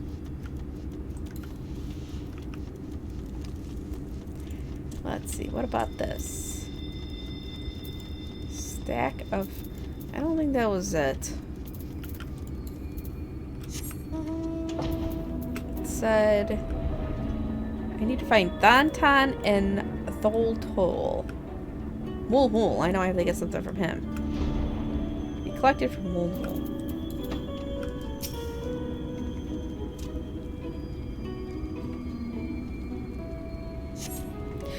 Hey, no touching! That merchandise is spoken for. You couldn't possibly change my mind with a better offer.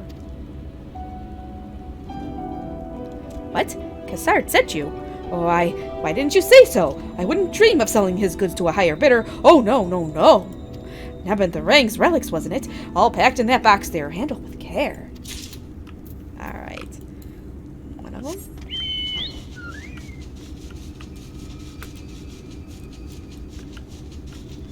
No, no.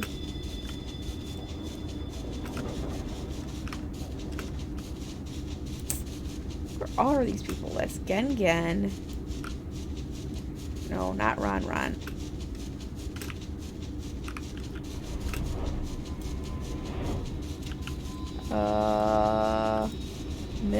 Mill. No. Ah, here we go.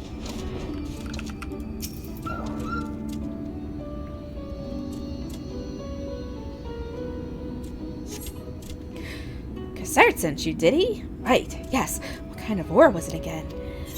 Well, iron ore, right? Yeah, iron ore, I think. Iron ore, of course. That would explain this box I have here. It's all yours. No. One more.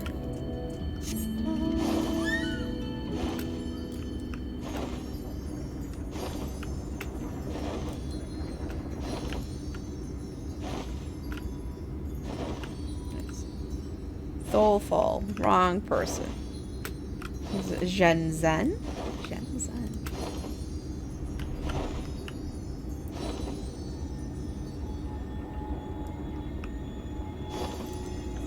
Alright, this is annoying. This quest is already annoying me. Gen, I don't see him. Keep seeing Ron. I just wanna find Alice. That's all I want. I just want to get back to Alice.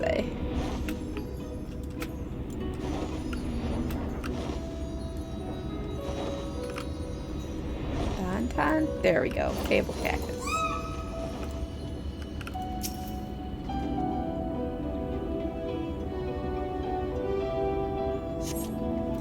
You came in with Cassard, yes? Good. I can finally stop thinking about that sack. Please, take your prickly purchase. Now we can finally get out of here.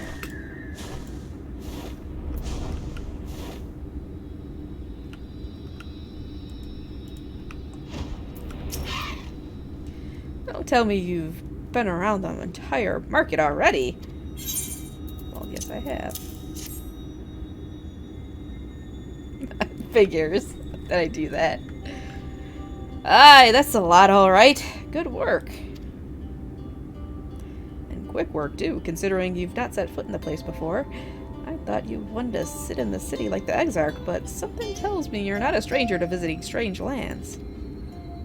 Fortunately, your efficiency presents something of a problem.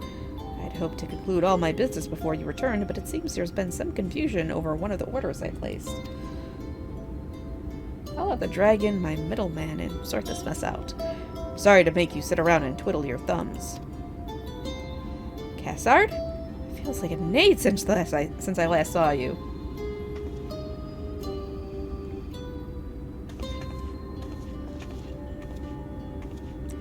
Well, if it isn't the lovely Tesleen. It has been a while, but your timing couldn't be better. This lady was on her way to meet with Alice. I'm supposed to be taking her to your corner of the desert, but a misplaced order has commandeered my attention. Wait, I know who you are. Alice has told me so much about you. You're Rizlin, aren't you? I knew it! How wonderful to meet you in the flesh after hearing all those stories. I'm Tesleen. I work as a carer at the inn, and I've gotten to know Alice quite well since she took up guard duties there. Do you want me to take over as Rizlin's guide, Cassard? My shopping's all done and packed for the road, so it would be no trouble. That would be a great help. Thank you. Well, it looks like you'll be able to head straight out after all.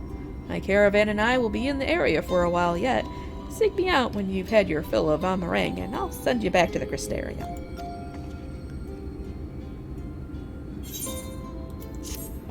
Alright, we're finally getting somewhere.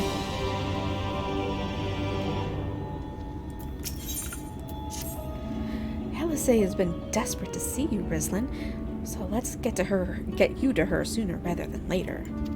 The inn isn't too hard to find, really. You can actually see the top of the rock spires from here. We just need to swing around the ridge, then head south. Come on, I'll get my supplies together and meet you outside.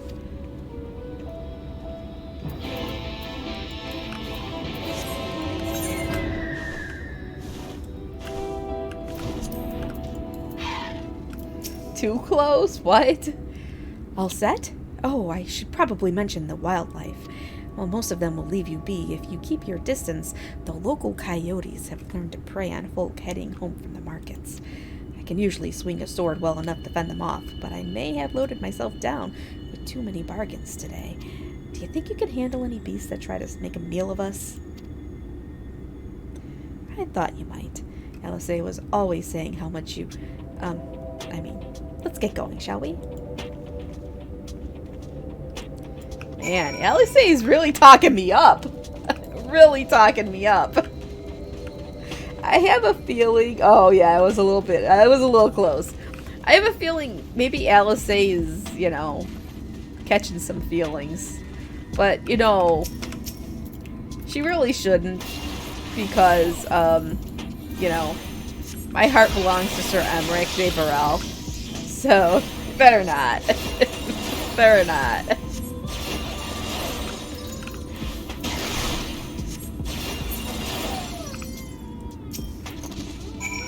Sorry, there wasn't much time to shout a warning. Were you bitten? Those things can be nasty. And yet hardly a match for you, it seems. I'd always thought Alice was strong, but in her mind, she was never... Now it makes sense. Well, we should push on.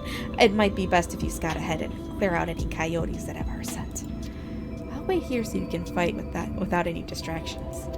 Yeah, and you know what that's called? Puppy dog love. That's what it's called. Puppy dog love.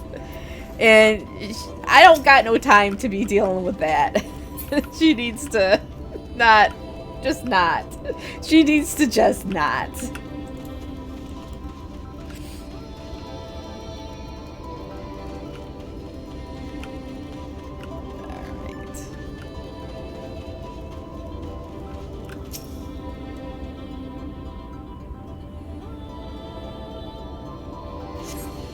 Oh boy.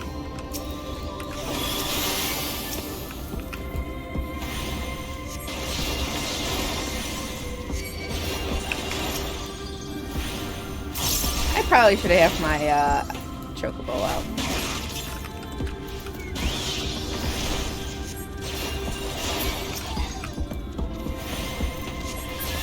There we go.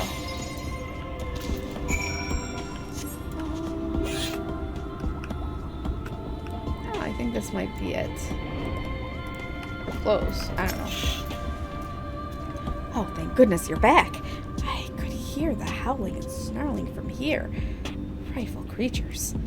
Let's hope the rest have seen your handiwork and know to avoid us now. I need to get these supplies back to the inn. No. No. Let me tell you. I don't care. It's like, yeah, whatever. But like the husband and my friend, like they're like feeling really uncomfortable. They're like, yeah, she's kind of jailbait and she clearly has something for my Warrior of Light. And I don't know if I'm comfortable with that. I am fine. I'll just let her down. This is it. Thanks to you, I didn't have to drop my shopping even once.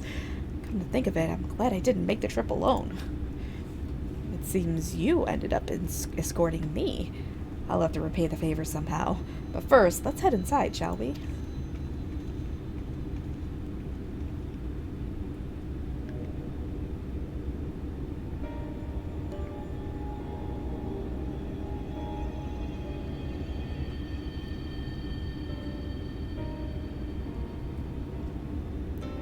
This is an inn? This doesn't look much like an inn to me. Welcome to the inn at Journey's Head. You might be our first visitor from the Crystarium since Alice arrived. It's not much, but it's home for the afflicted and a handful of carers. This illness isn't contagious, is it?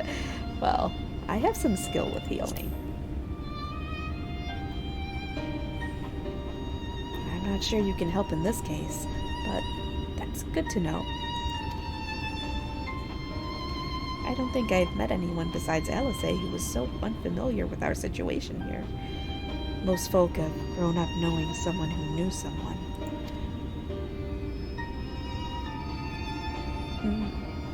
I might leave out something obvious, so it may be best to have Alice give you the full explanation.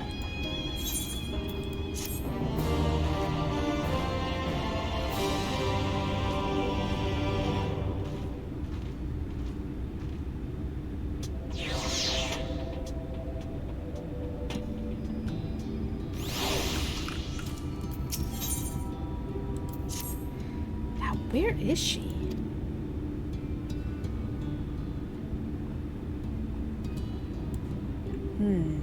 I think she might be out on patrol.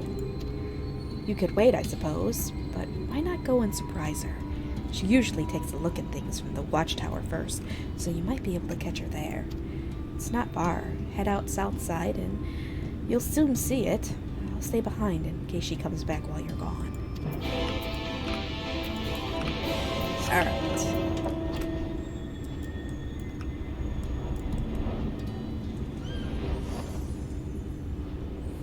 This watchtower? I think so.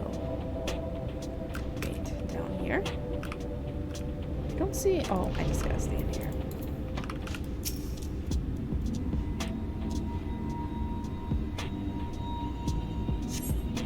Alice is nowhere to be seen, but you spot fresh footprints on the ground, and they look to be about the right size. Aha. Small footprints lead off to the northwest.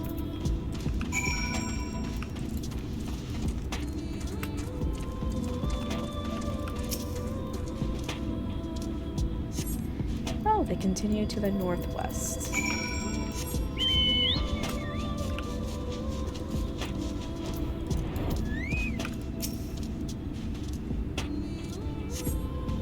The footprints curve around to the west. Oh, yeah, she's got small feet. No, she's got dainty feet. Though she would probably whack you across the... whack you in the head if she heard you say that. Okay, it looks like there was a fight here. There are more tracks here, but they end in a mess of disturbed sand.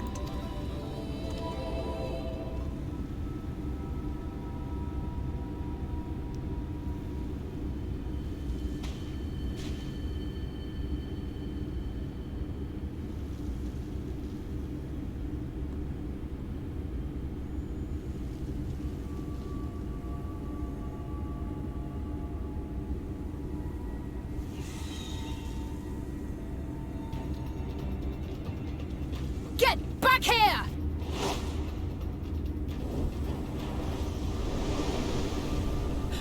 Is that... It can't be.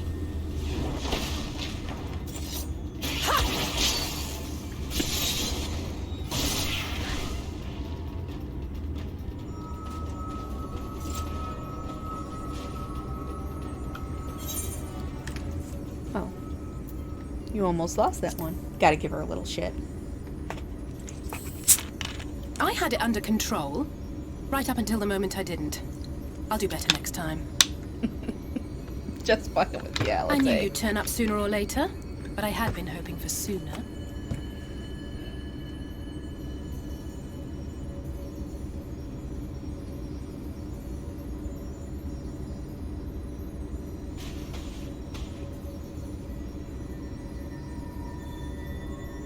How are you?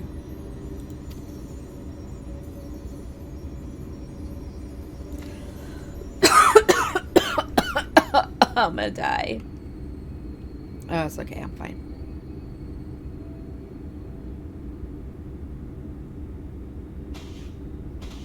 We've fought them to a standstill, then?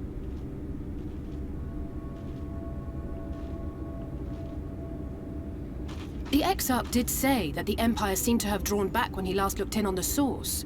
But without knowing for sure how fast time was passing there, I couldn't help worrying that a lot might have happened since then. I'm heartily relieved to hear that it hasn't, just as Alphino must have been. As you can imagine, both he and Urianger were desperate to hear the news from home when I arrived. I haven't actually seen Thancred and Y'shtola yet, but they will have heard all the latest developments from the Exarch by now, or should have at least.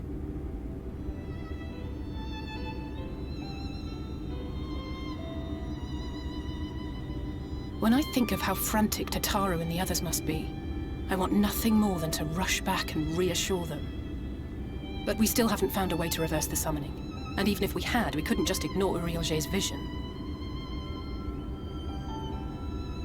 He may use 10 words where 1 would suffice, and they may often obscure as much as they reveal. But on this matter, he was as clear as day. I do not doubt for one moment that he saw what he claims. Nor how difficult it must have been to speak about them. The 8th Umbral Calamity and your death aren't exactly topics for idle conversation. Yeah, I'm not really a fan either. As much as I might want to go home, I don't want to go home to that. We can't allow the rejoining to happen, which means we have to save the first from the Sin Eaters.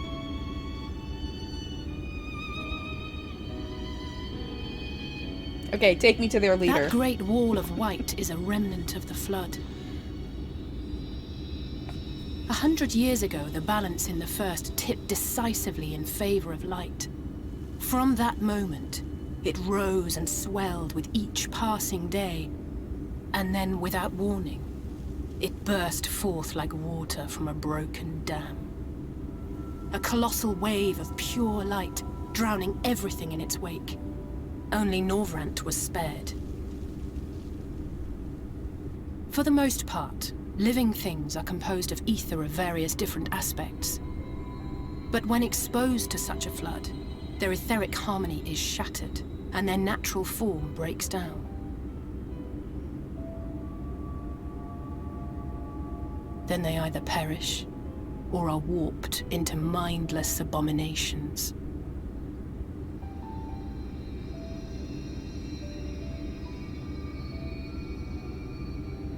Yes, that's how the Sin Eaters came to be.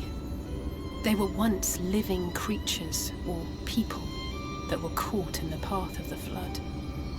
Once the change is wrought, there is no going back. In that instant, they are gripped by an insatiable appetite for ether, and will happily gorge themselves on any living thing within reach. But even that is not the worst of it. The stronger Sin Eaters can plant light in us, like seeds in soil, corrupting our ether and triggering the birth of new monstrosities. They are creatures of base instinct that exist only to feed and to multiply. They feel no pity, know no remorse, and are utterly deaf to reason, which is why they must be destroyed. Every last one of them. Okay, calm down. Calm down now. I'll say. The infirmary is full of the Sin Eaters' victims, left here to spend their final hours waiting for the change to overtake them. Whew. Okay. It's just a matter of time. More for some, less for others. Those patients will all become monsters in the end. And to add insult to injury, the afflicted are feared, shunned, cast out of society and exiled here to the edge of the world. The only good thing I have to say about this hellish place is that it has served me well as a training ground. Tasleen and the others have also been kind enough to share their knowledge of the Sin Eaters, which is knowledge I can now share with you, while you help me finish my patrol, of course.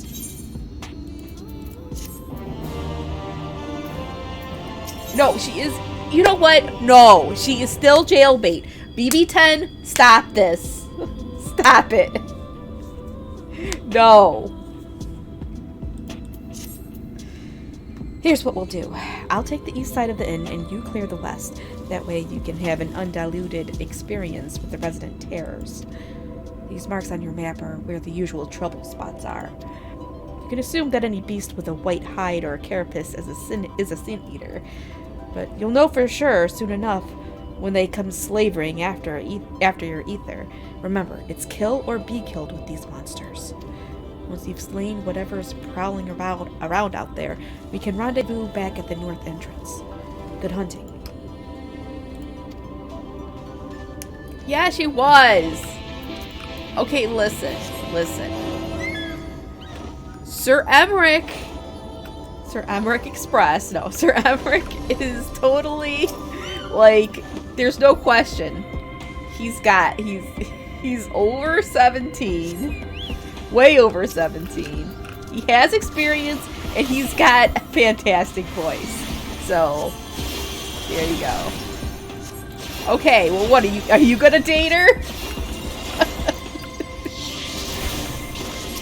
She needs to find a nice young boy who's about her age. That's what she needs. No, it's not bad. He's good. He's good, and he cared about me. He came and visited me when I was on my deathbed. Nobody else came and looked after me. Well, Papa Fortom did. He came to make sure I was alright.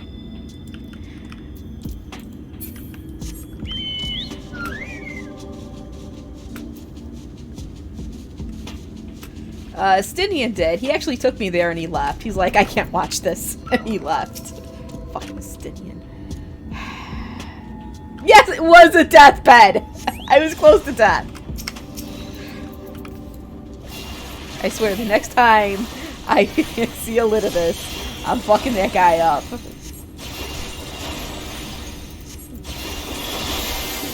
Ah, shit. I pulled a sand shrew. Or a sand mole.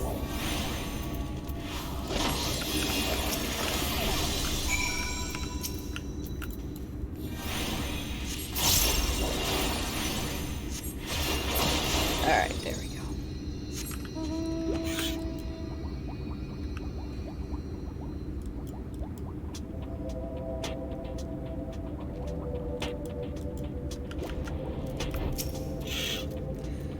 How did you fare? I thought there might be one or two lurking on the fringes. Nothing out of the ordinary for this area. I expected you noticed it yourself. But individually, these lesser sin eaters are no more deadly than any natural predator we might encounter in the desert. It's when they appear in numbers that they pose a threat. Much like the void scent, they have an unfortunate tendency to flock to the strongest of their kind. Thus, when a powerful sin eater goes on the hunt, it might be attended by a veritable swarm of weaker kin. Imagine an army of such creatures descending on a village or hamlet.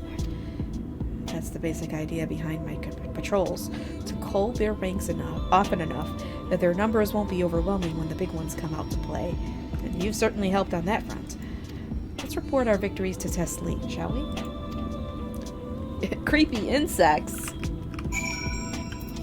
Yeah, I guess.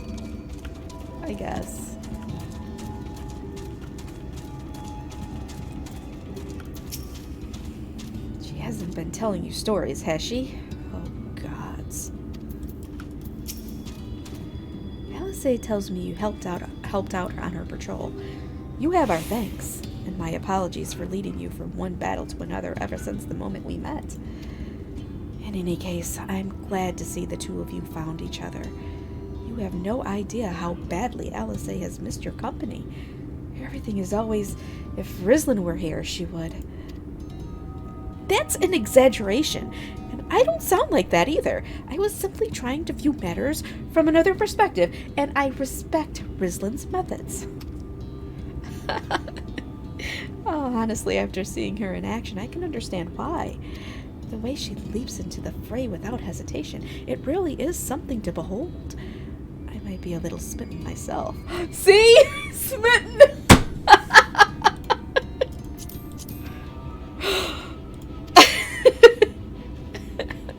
I'm only teasing, though I've no doubt she deserves all the admiration she gets, just as you do. Alice's like, no, I can't believe you said that. Oh, you know she's smitten. This is what I get for sharing. Maybe I'll just head out on another patrol. I'd love to lay out a welcome meal, but the duties I put off when I went to the market are still waiting for me. Ah, there are 101 things that need doing. I'm sorry, but would you mind waiting here with Alice? What? Twiddle our thumbs while you work yourself to death? Surely there's something we can help you with. I could do with a hand, it's true. Thank you. You can start by helping me sort out the larder, Alice. While we do that, could you tend to a few patients, perhaps? There are 3 in particular I meant to visit. It's just a matter of saying a few words to them, and seeing that their skin isn't caked in sand. Their names are Pawnil, Todden, and Halric. They may not give much in the way of response, but I promise they'll be pleased to meet someone new. All right.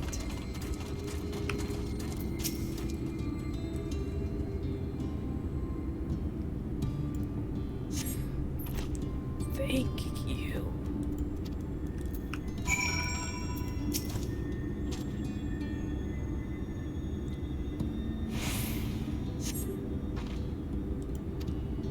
Todden glances up at you blankly, but you notice the tension in his face ease slightly.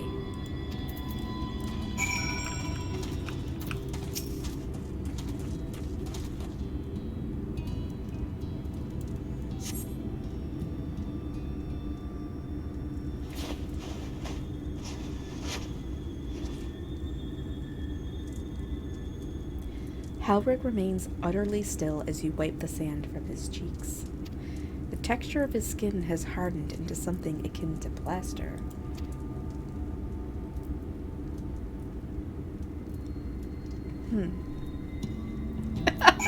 No, not massages like I give Hildebrand and his dad. Your work is done then? You've seen to the patients? How are they? Good.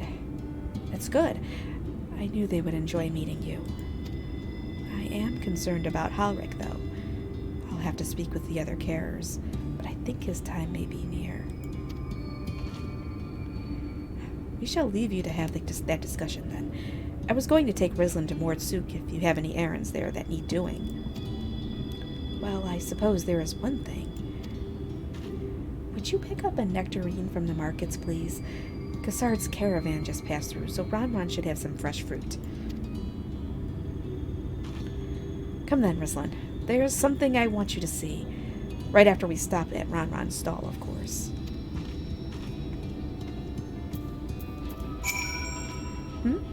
Oh, my jobs are all under control now, thank you. Go and spend some time with Alice.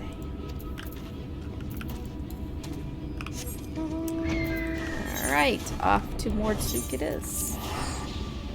You're having flashbacks? PTSD flashbacks?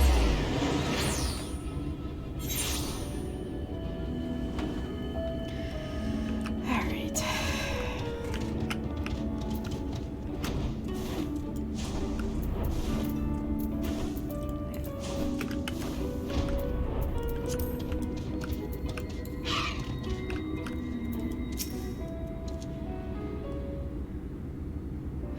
Oh, back again, are you?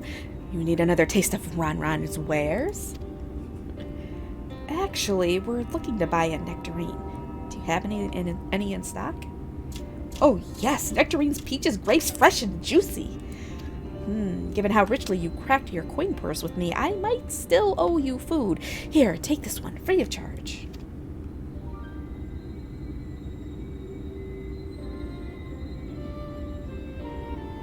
Gods, I've never seen a merchant give away something for nothing before. How much coin did you spend here? Oh yes, I'll take a jar of honeyed worms as well. Honeyed worms! Oh Oh no, they're not for me. It's an offering of sorts. The worms, if you please. Only the best wrigglers for you. Come again, my friends.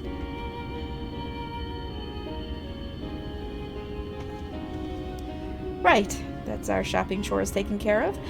Let's head up past the Aetheryte to the main tower. The view I want to show you can only be seen from its very top.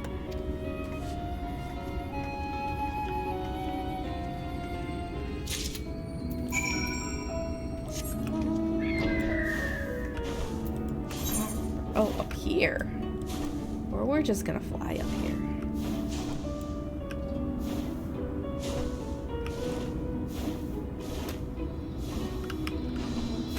Wait, she's all the way at the bottom. Is she at the bottom? Oh man, I flew up for nothing. I hate when I do that. Getting ahead of myself.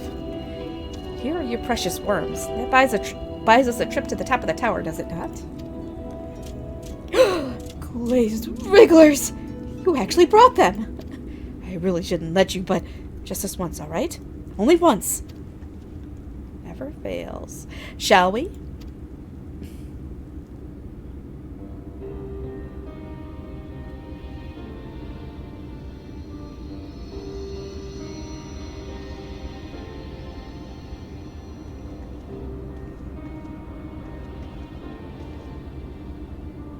Look, over there, where the wall is broken.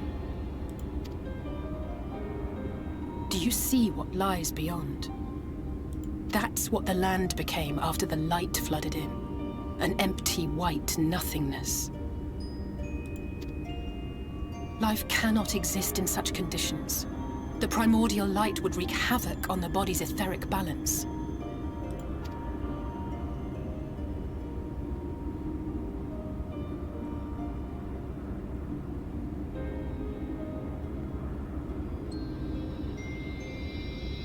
That nectarine you bought. It's Halric's favorite fruit.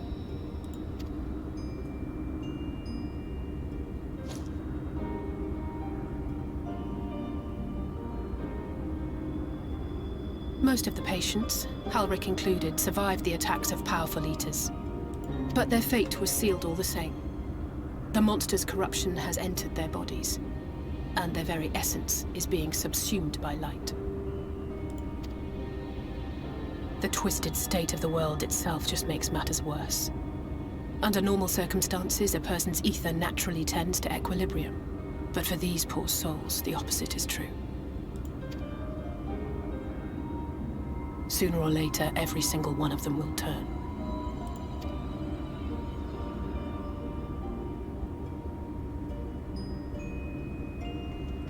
Tesleen and the patients, they all know this. They know what has to be done before the change goes too far, before the eater within takes over. The preferred method is mixing poison into their favorite food.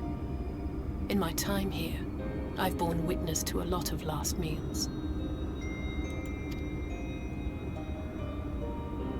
Oh no, is that to be his last meal? I feel just as helpless as before. No matter how hard I fight, it's never enough.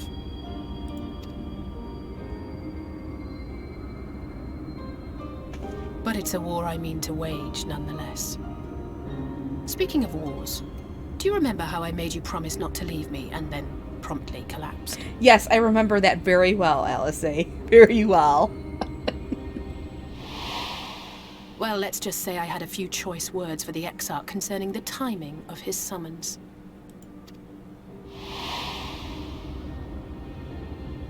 But even if the fault lay with someone else, I couldn't shake the feeling that I'd abandon you on the battlefield. So I swore that I'd make up for my absence there by making a difference here. And that's what keeps me moving forward, even when things seem hopeless.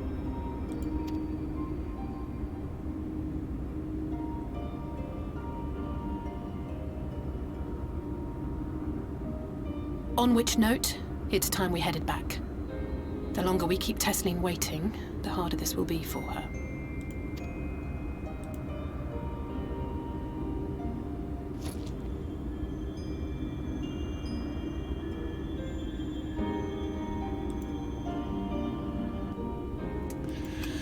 Oi, okay, hold on. People are still texting. Oh my god.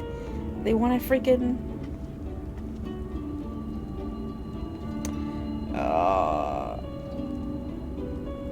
They want to do like a game night, like a board game night at the in-laws' house, and it's just been text back and forth over and over. Just text about this. It's like, it's not that big of a deal. We'll just be there. Alright, anyways. I'm glad I was able to show you that. When it comes to understanding the catastrophe which befell the first, one glimpse of the empty wasteland beyond the wall is worth more than an hour of Ariane J's lecturing. And I needed you to know beyond a doubt that Tesleen has no other choice. The nectarine will be a kindness. It isn't just a threat posed to others. When a person becomes an eater, the pain appears to be excruciating.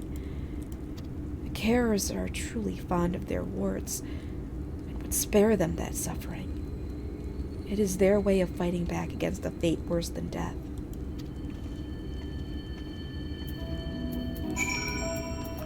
Oof. Big oof.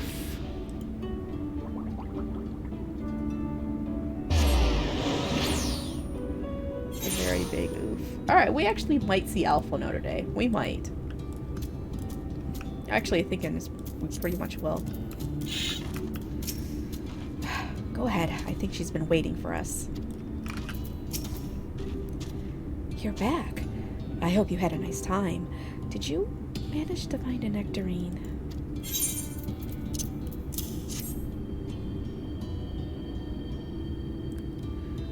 Thank you. Alisaie's explained why I wanted this, has she? I can see it in your eyes. But we may not need it just yet. I spoke with the others, and we've decided to keep an eye on Halric for now. Thanks to you, though, if this time does come suddenly, we'll be ready to send him on his way with a taste of happier days.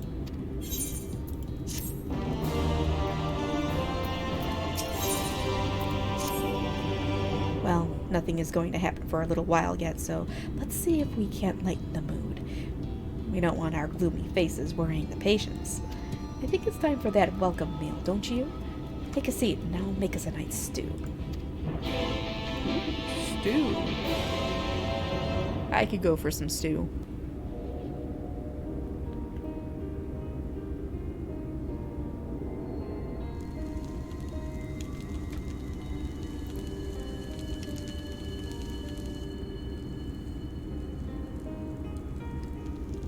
Speak up if you'd like another helping. I made a little bit more than usual today. And you've added something special to the broth, if I'm not mistaken. Ooh, is it a little bit of vodka? Tell me it's vodka. Aye, well, it's not often we have visitors from the Crystarium, so I may have thrown in a few extra bits and bobs. No, not worms. Well, I'll have another bowl then.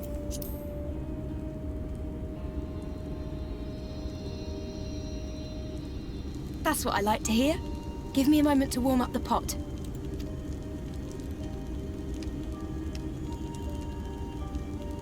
In a place like this, you learn to take what moments of happiness you can get.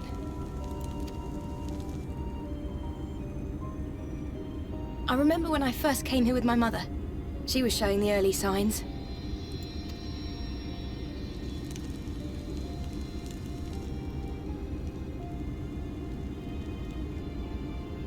I knew there was no way to save her, but I just couldn't face what needed to be done. That's the way of it for most people. Why they travel from arms to stay here. If it's worms, it's you know, I'm just gonna pretend that the worms are shrimp, okay? They could just be shrimp in there, right? Beaten, broken souls come to wait out the inevitable, to receive the mercy of a painless death.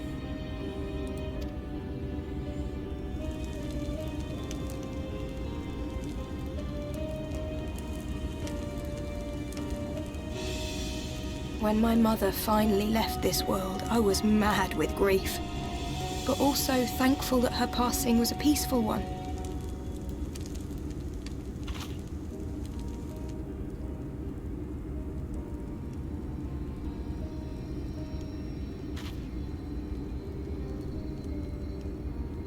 It's never easy, ending a life you've cared for, even when you believe they go on to a better place.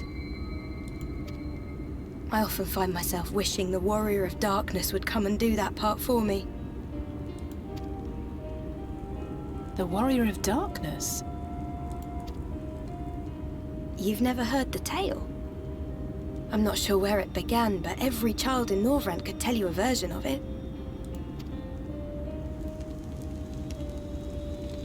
Warrior of Darkness, servant of death, take care of our souls at our dying breath. Let sinners and eaters of sin go with thee, that all may return to the sunless sea. Well, that's the version I was taught anyway. It's just an old bedtime story. He's certainly never deigned to visit us here. Which is a good thing, surely. He sounds rather ominous. Do you think so? I always liked the idea that he treated every soul the same, even the Sin Eaters.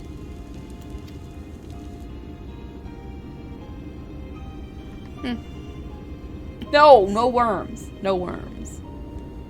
Come on, this is a touching, heartfelt part of the story. These poor people. They're coming. They're coming. Desleen! Have you seen Halric? I swear, I only took my eyes off him for a moment. Oh no.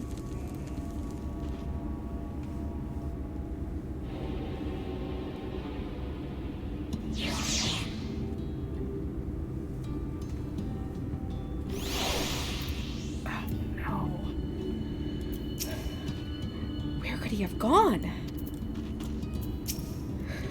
This is my fault. The patients were acting strangely and I let it distract me. Rislin, Elisay, we have to go look for Alric. I don't know what's gotten into him, but if he's wandering out there alone, we'll assign search areas and split up. Any idea where he might be headed? No, he's never done anything like this before. But it can't be a coincidence that the other patients are suddenly so agitated. They can sense something. In any case, let's keep the search close to the inn. Halric isn't very sure on his feet, so he won't have gone far. I'll search the east side. Please, Halric. Please be all right. I'll cover the north and west then. You take everything from here to the south.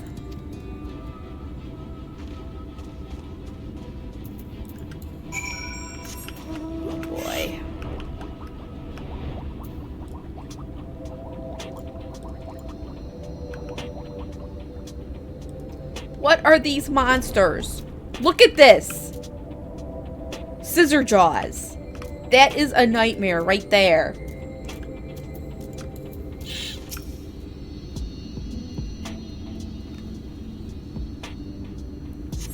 You see no sign of Halric. Maybe he went further west.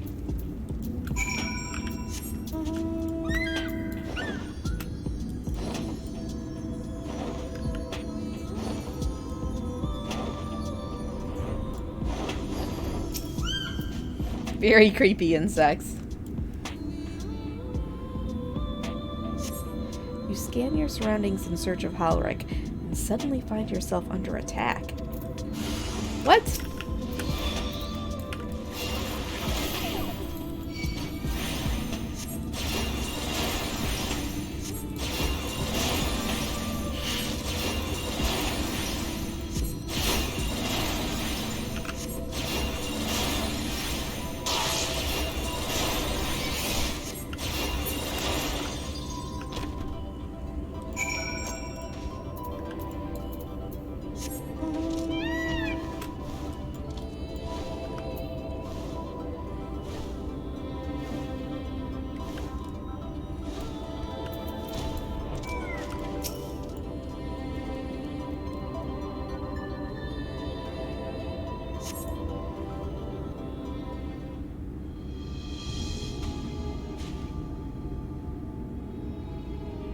Any sign of him?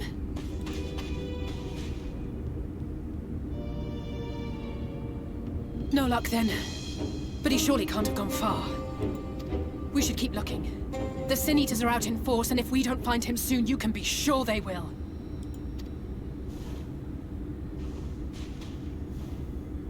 Uh-oh.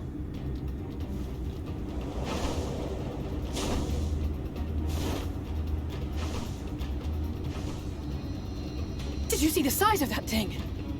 It must be one of the nasty ones. Wherever it's going, it can only mean trouble. After it!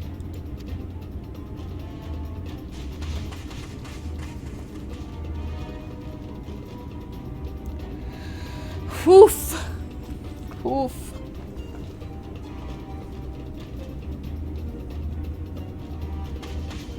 There it is! No, Elric. Is that... Oh no!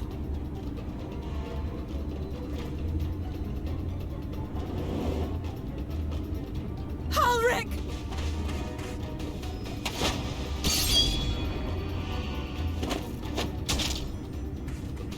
We have to run!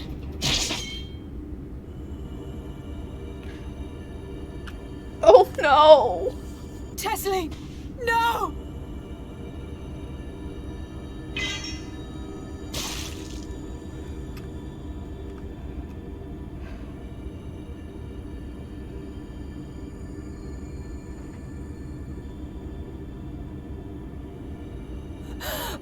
We all deserve happiness, wherever we can find it. The time left to you is precious. No one should die in pain. Mother, I...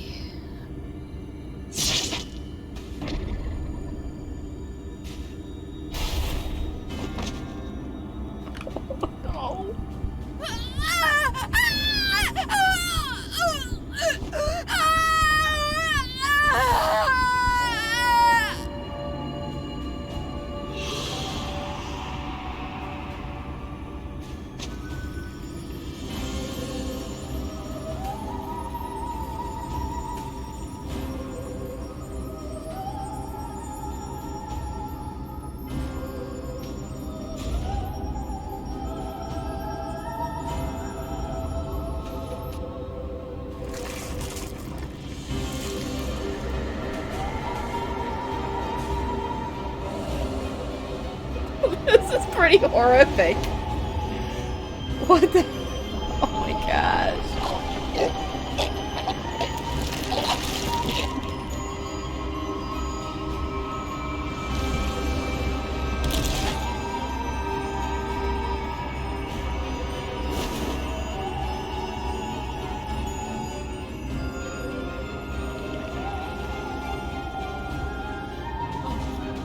No, no, no, no, no!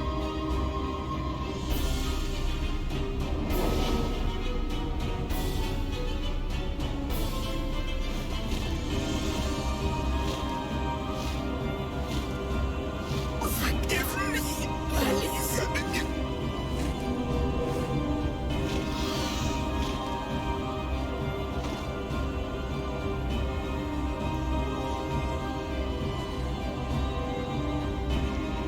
Oh my gosh. Well, there's nothing for it, you guys. You know what this means? We got to become the Warrior of Darkness. That's it. We gotta do it.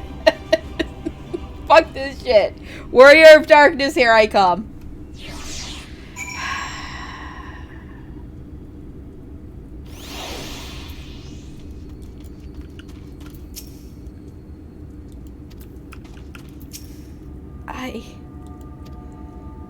I'm sorry, Rislin. I tried to tell the Garers what happened, but I can't be the shoulder they lean on. Not like this.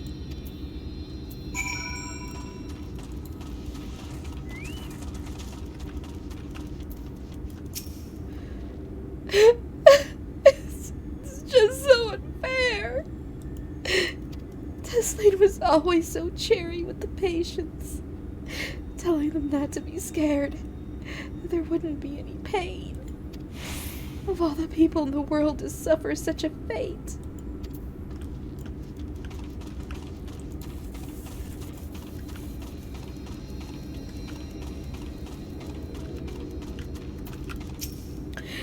I imagine you're just as shocked as the rest of us, so I appreciate what you're doing here. Me? I can barely. I don't have the words. Without a body, we can't even give her a proper burial. She cared about that sort of thing. About giving people the chance to say their goodbyes.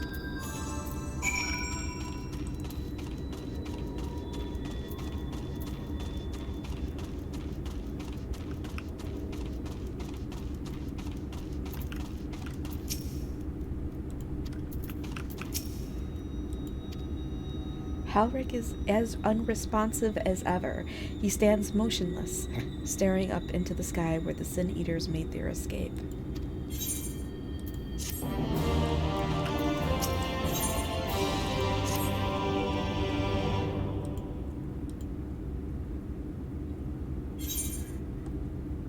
Alice.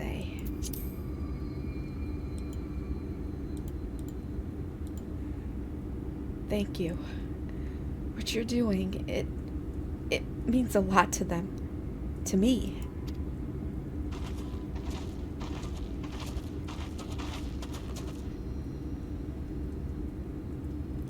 Sorry to interrupt. We realized we hadn't thanked you for rescuing Alric. You weren't hurt at all, were you? Hurt? There wasn't even a fight. I was too slow. Too slow. And I thought I could protect you. You can't blame yourself for things beyond your control. You brought Halric back safe and sound. No one could have done any more. I'm sorry, but I've come to a decision. I won't be continuing in my role here. I hope you will forgive me for leaving you, and that you will delay Halric's last meal for as long as you possibly can. Not until it's too late, of course. Just give him what time you can.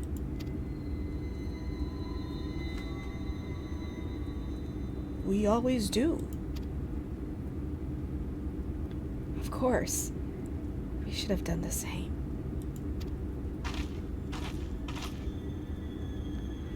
Farewell, Halric. Keep Tesline's words close to your heart.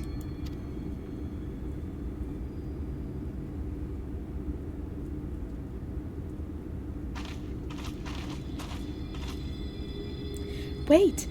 You're leaving this very moment? I understand how you must feel, but surely this is a bit hasty. Do you even have anywhere to go? I have a destination in mind, yes. And a purpose. This damned light, building without cease. It's the reason we can't save those corrupted by the Eaters. But what if we corrected the balance? Even if it were only a little by little, even if it took years, it would surely make things better. Now, hold on there. Everyone knows there's too much light, but how could you ever hope to get rid of it? You'd have to change the whole world. That's right.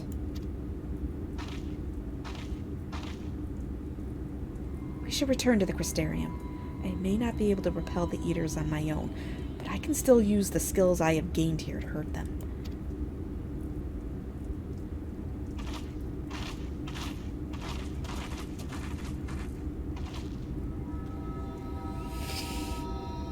Oh, well, this seems like a good point for me to go to the bathroom. Alright, at the Red Sarai. I guess we go to Mortsuk.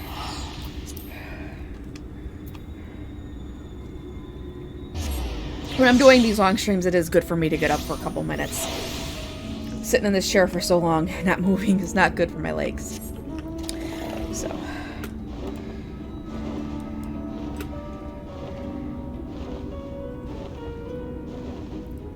Oh yeah, this is good hot jockey.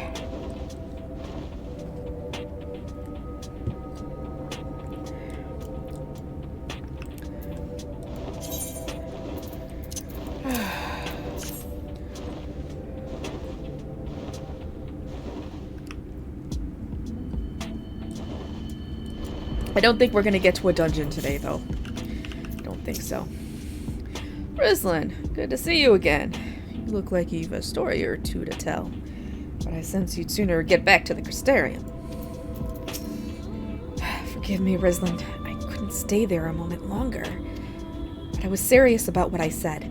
While the men and women at the inn battle against this blight with kindness, I must fight it in my own way, with steel. Well, from Eorzea's sword in the darkness to Norvrand's sword in the light? Gods above, it feels like an age ago now. Miss Alice, is there anything I can get you? Your swiftest Amaro. I need to return to the Crystarium immediately. As you wish.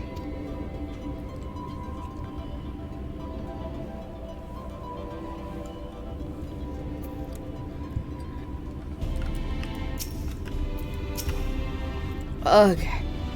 Remind me to wear goggles if we ever fly over Amarang again. Barely got the sand out of my eyes. But the wind did help to clear my head at least. I think I'm ready to meet with the Exarch. We need to talk about how we're going to wipe the Sin Eaters out. Shall we?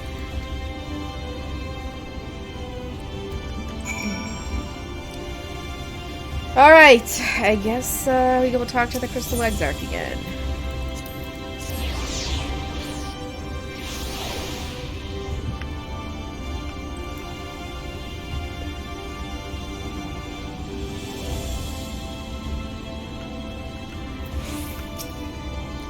Do you have business with the Crystal Exarch?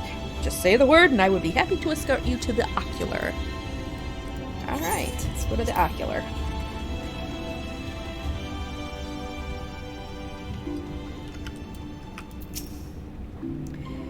Thank you for seeking me out, Rislin. It meant a lot to have you there at my side. I was tempted to set off again the moment we had decided upon a direction. You have still to visit Alphinaud, haven't you? And if I know my brother, he'll be on the cusp of discovering something vital to our success, if he hasn't already. I'm content to stay here and consider our options for the time being, but don't keep me waiting too long, eh?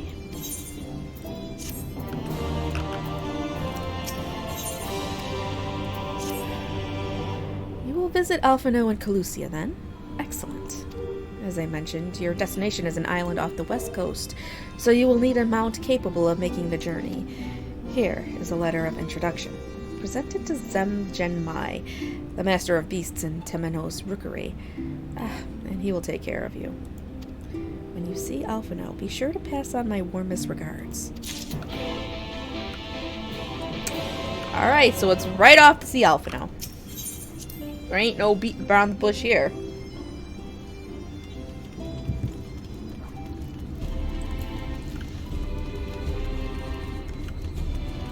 No, I've kind of missed the bugger. Wasn't he like... No, he wasn't one of the first. There we go.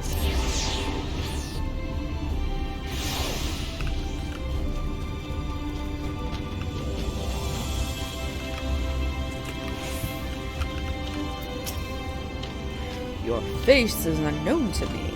What business have you at my rookery?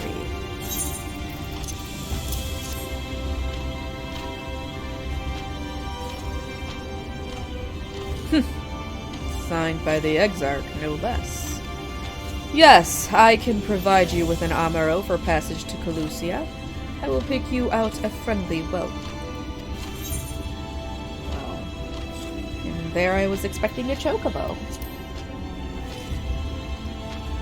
A chocobo?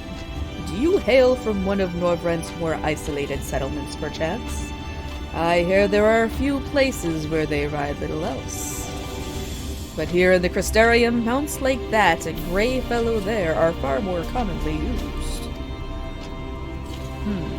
Seeing as you are plainly unaccustomed to riding Amaro, I think it best I accompany you on this flight myself. Any Zune worthy of the name could do it, of course, but the Exarch sent you to me. Ensuring you arrive safely is my responsibility. Gather your things and meet me at the Amaro launch. One of the junior tamers will attend to you while I ready the mounts. Alright, alright.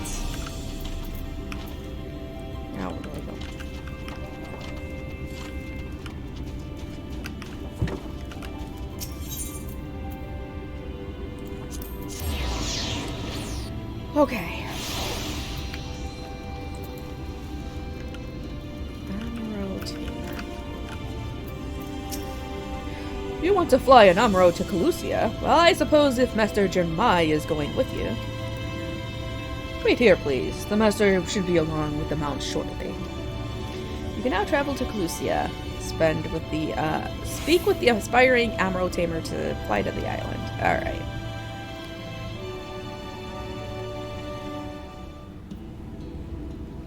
The whistling breeze, mute. The pounding surf, frozen.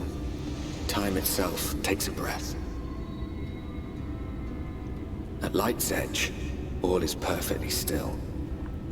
The world captured in a painting, locked in a moment.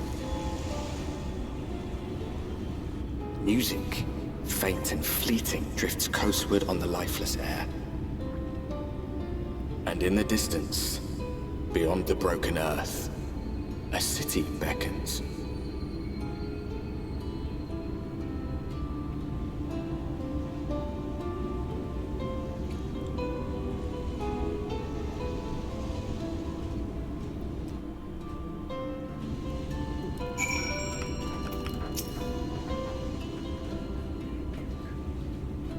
We are arrived. This is Cracked Shell Beach on the eastern coast of Calusia. You should be safe here for the present. Compared to the mainland, Sin-Eater attacks are far less prevalent, and the native beasts are not any more dangerous than anywhere else.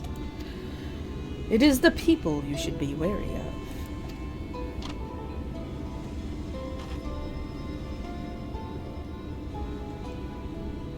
Spy you that city in the distance?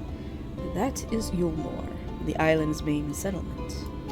It rivals the Crystarium in scale, and was once an ally in our battle against abominations. For years, the Yulmoran elite have fancied themselves the masters of what remains of our broken world. They have gone as far as to offer the leaders of other settlements their protection, if we bend the knee. But to say their ideals are questionable would be putting it mildly. The Crystarium is one among many who resist their heavy-handed authority, and while we are not at war, our relationship with Yulmore is strained at best. It may be wise to conceal your ties with the Exarch during your stay here, especially in the vicinity of the city.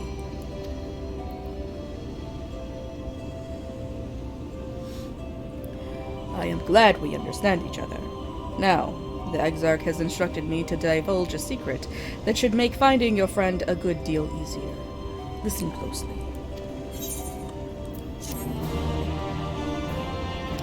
Oh boy, this is getting interesting.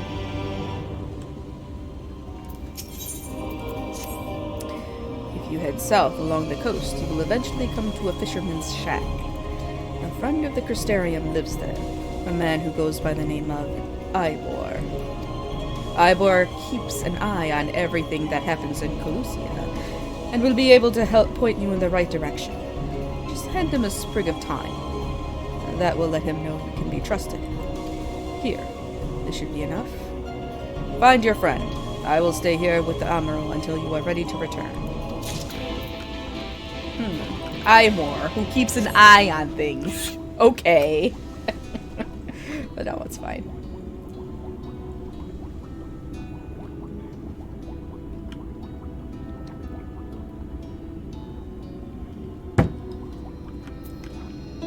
This must be the shack.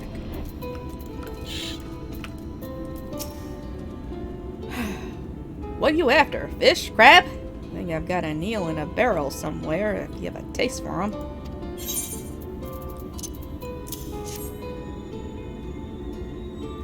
Ooh, I do love a bit of thyme.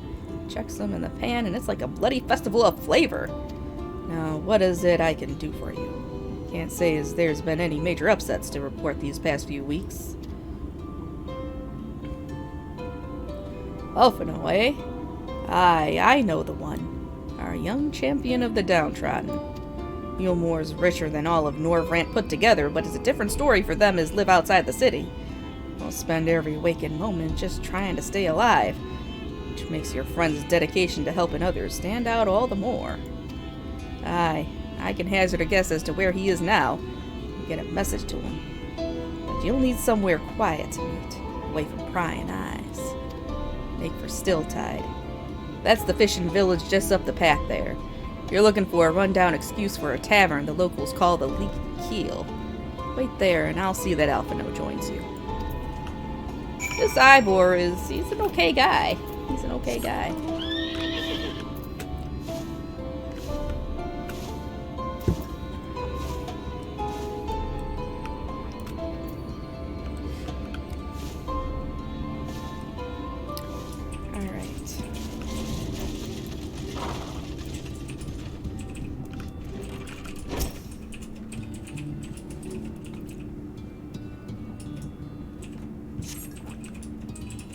This your first time in a tavern?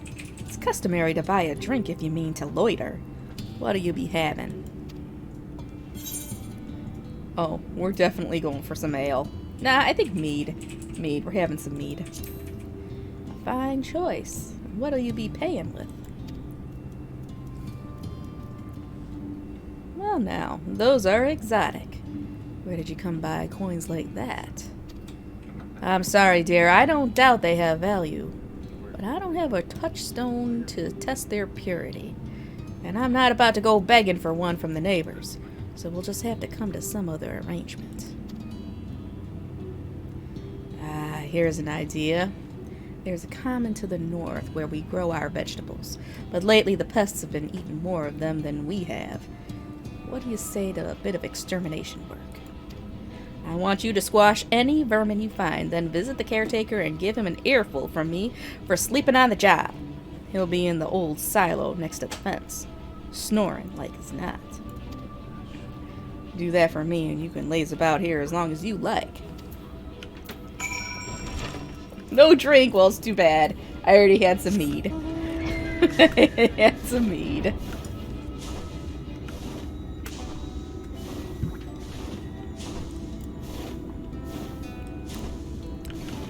This is a brand new world here, huh?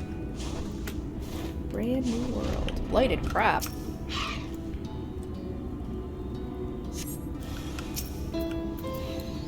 Pestilent swarm.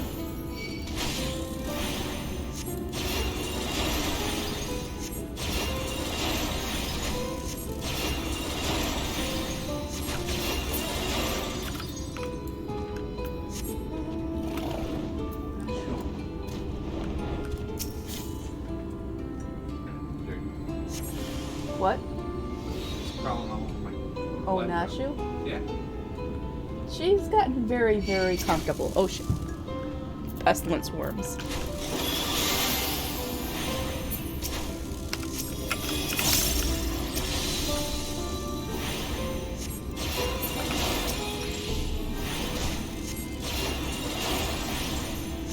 Come here, Nashu.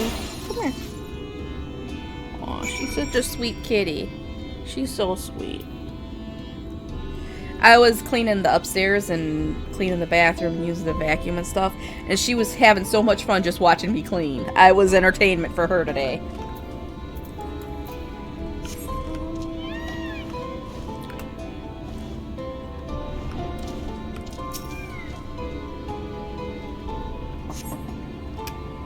No response. Maybe you need to knock louder.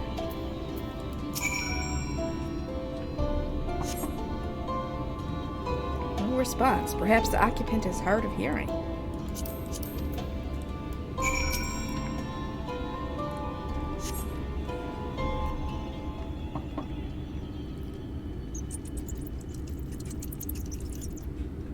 Nashu. Come on. Sorry, she's jumping all over the husband's desk. She's gotten very bold. You hear a faint squeaking from the room beyond. Time to burst in and save the day, brave adventurer. Come on, Nashu. Come on. No one is home, and judging by the lack of furniture, they haven't been for quite some time. The gnawed scraps of vegetables on the floor suggest rats have taken up residence in their absence. Huh.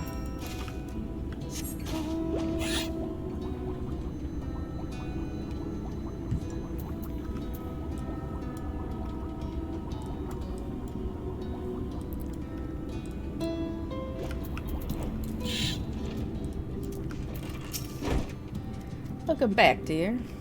What did you, that good-for-nothing caretaker, have to say for himself? Gone. Must have left to join the rest of the hopefuls. Yeah, she is investigating. In Gaytown, outside Yulmore? You don't have a clue what I'm talking about, do you? There I was thinking you were another dreamer. Well, never mind all that. Take a seat wherever you like, dear. You've more than earned it. I'll even throw in another drink on the house. Nashu, what you doing? Come here. She's in trouble. She's being trouble today, for sure. She just wants to play. I order her a toy. He'll come tomorrow. And how is business today, Mistress Theva?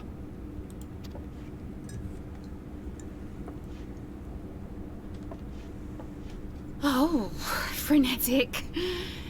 Look, I have a new customer.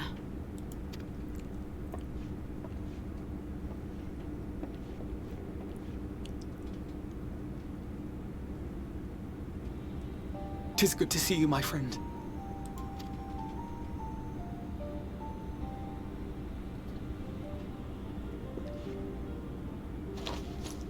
The barley seeds you wanted.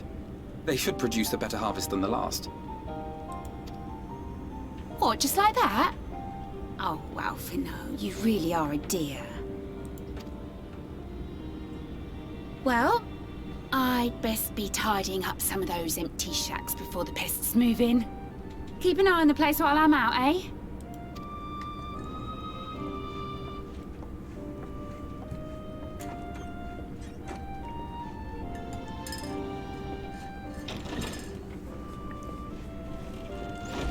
It seems an age since last we spoke.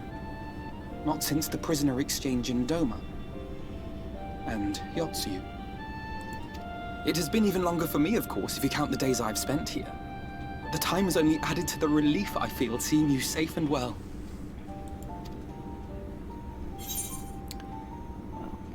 Me, I was more worried about you. Huh. Alize said much the same thing. I don't think I've ever had such a scolding. But I believe an exchange of news is in order. Come, tell me of your arrival and all that came before.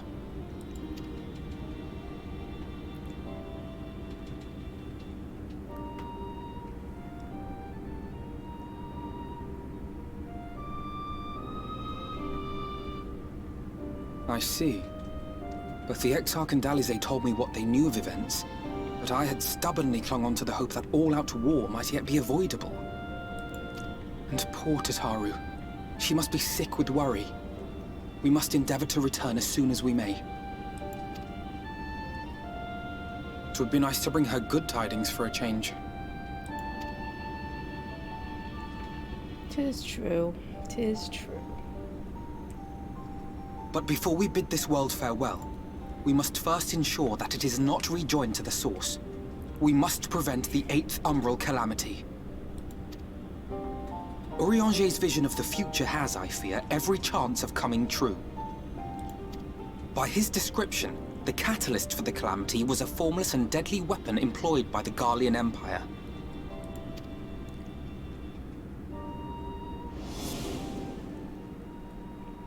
Which can only mean one thing. Black Rose. Gaius was telling you the truth. When we were on the trail of the Ascians, we saw evidence that the gas was being manufactured once more. Gaius was adamant that the project had been scrapped. But so long as there are wars to be waged, there will always be those determined to win by any means. And thus simply destroying the existing stores of Black Rose would do little to alter fate's course.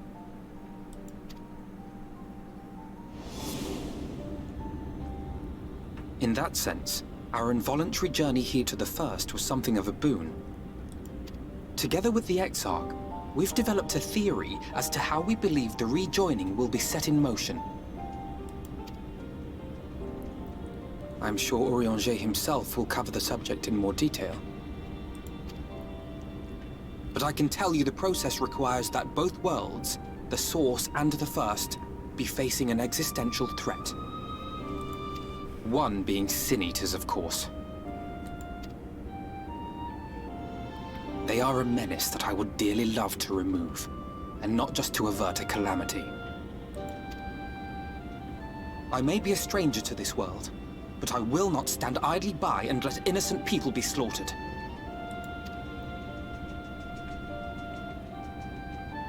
That is what brought me to the gates of Yulmore. Ignoring its pretensions as a kind of capital city to what remains of the world, it is nonetheless a center of power and authority. If any solutions are to be found, I believe our search should begin there.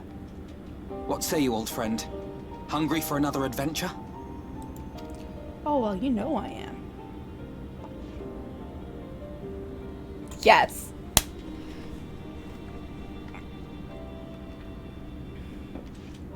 And so we take to the road once more.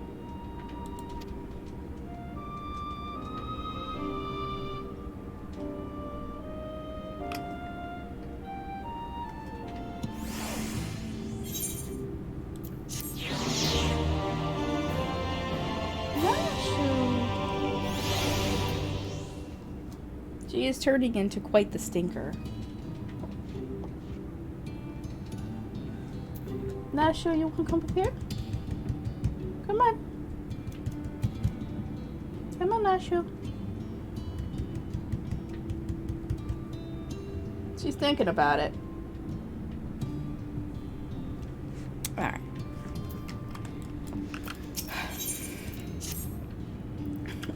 Oh, there we go.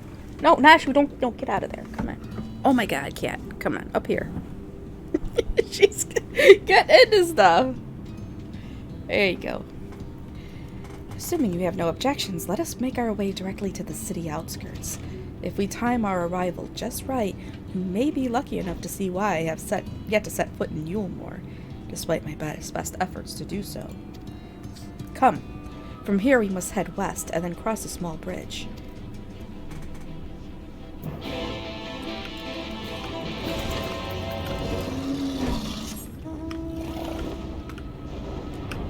Nashu, you a stinker.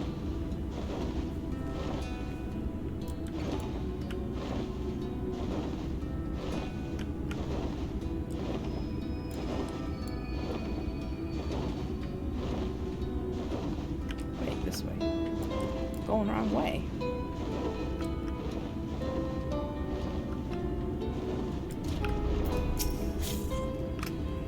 Lucia seems peaceful, does it not? Almost familiar. I had a similar impression of the Crystarium. Even in this distant world, people are much the same. Alright, hold on. Nashu's in front of my screen now. She is being such a stinker today. Come on, get down. To think that whenever a calamity struck the source, a reflection such as this one, with all its culture and history, was being erased from existence. No! Get away from me! Over there! Quickly, someone's in trouble!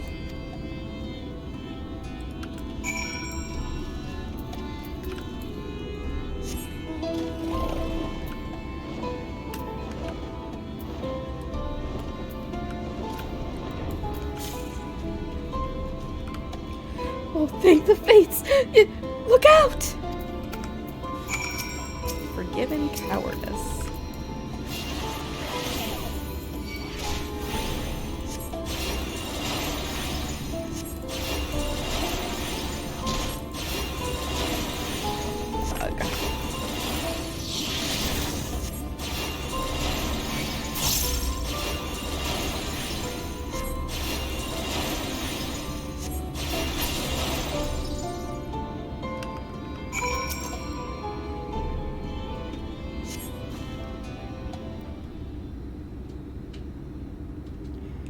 Poor heart.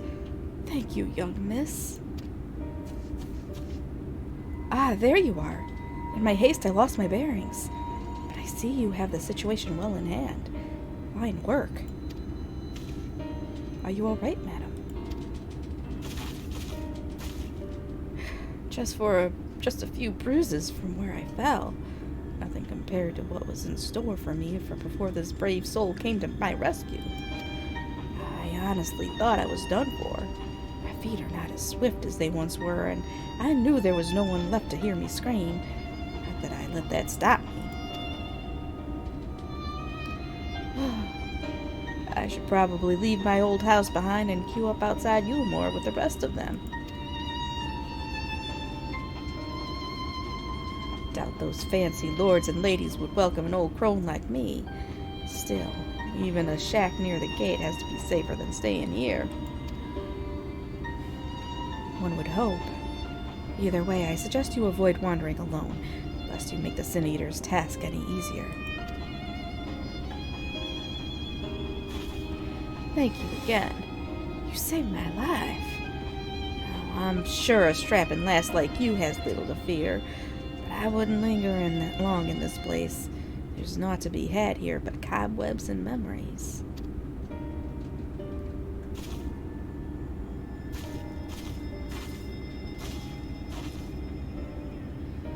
Tis as the lady says.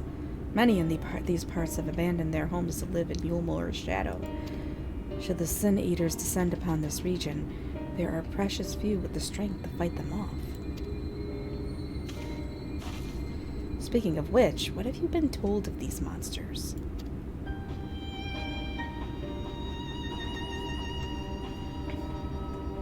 Ah, yes. Elisay would be well qualified to speak on the subject. Compared with Amarang, Calusia is almost a haven. But as you saw, we cannot let our guard down. Had you arrived but a few moments later, the Sin Eaters would have claimed another victim.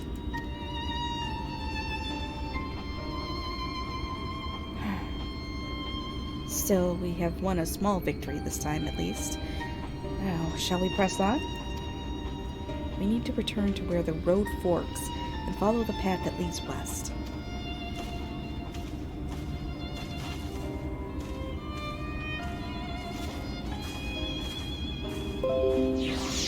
What? Let's go away.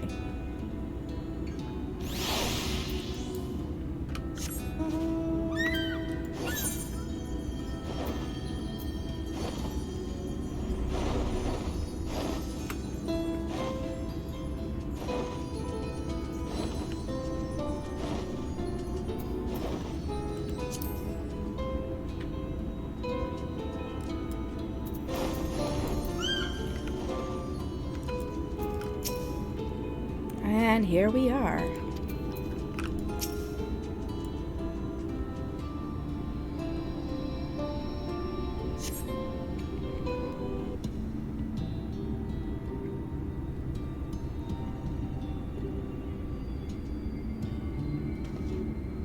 That gate up ahead is known as the Open Arms, and Yulmore itself lies beyond. This, meanwhile, is the aptly named Gate Town, the dwelling place of the many desperate souls who hope to be chosen to live in the city proper.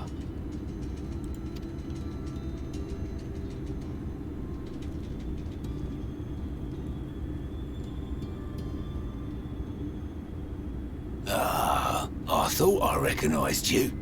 Brought a new friend, eh?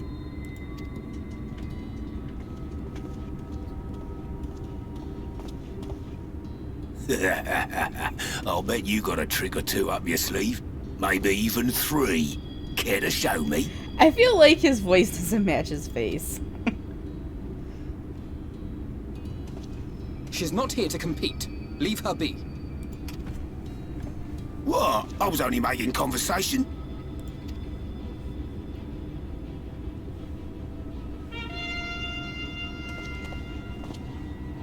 Ladies and gentlemen, your attention, please!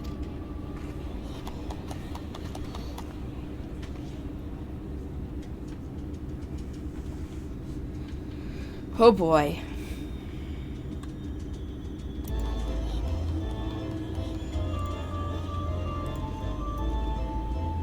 Greetings to our hopeful petitioners, one and all! Yulmore extends its warmest regards. Let it be known that a lady of distinction wishes to dine on fish divine. We seek a master culinarian who can guarantee seafood perfection. Dazzle the matron with your delicious dishes, and life in the city will be yours to enjoy. Even on days when fish is not on the menu! Who among you will answer the call? Name yourself or another. We may not at all. Fish, is it? Was there anyone? What about that girl? Do you recall how I said Yulmore was a center of power and authority? Well, that is not the only reason for its fame. It is also known as the City of Final Pleasures. The noble and the wealthy who survived the flood gathered here to live out the rest of their days in decadent abandon. Figures. A poor man could sooner pass through the Iron Needle than Yulmore's gates. The only way the common folk can enter this perverted paradise is if they fulfill the whim of one of the privileged, and so they are picked over like market produce.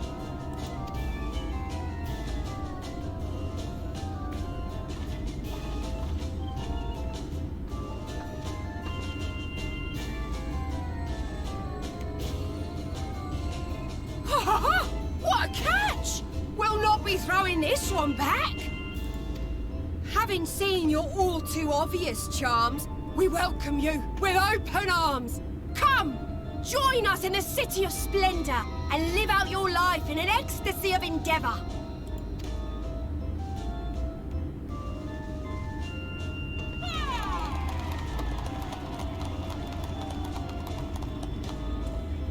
Oh, just look at those expectant faces. What could you possibly be waiting for? Well, what have we here? An extra share of meal to celebrate our newest resident!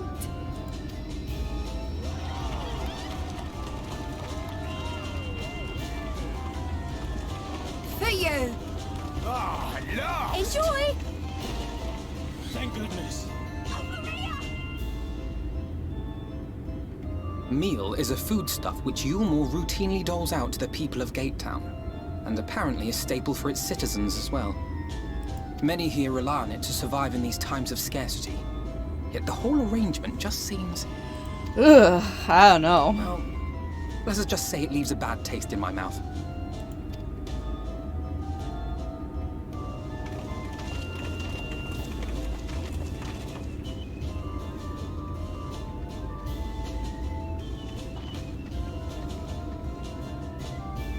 Why is she looking at me?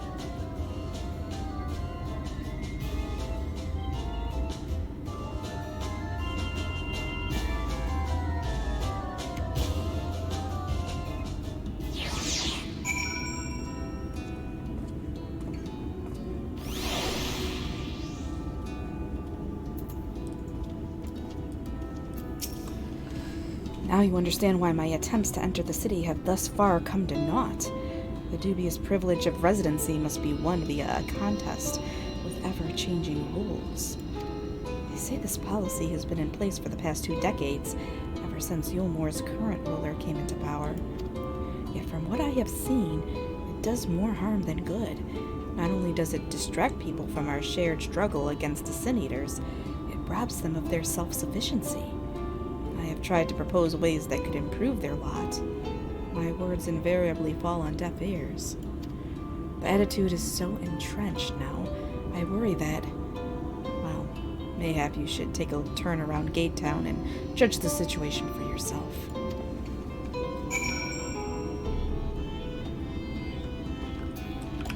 Oh boy.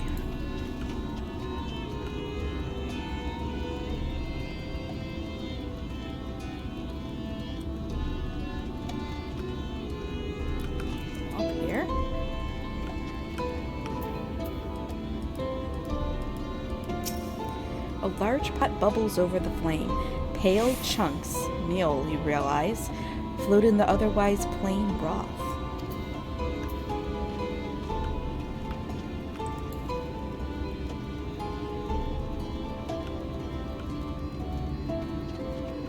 Oof.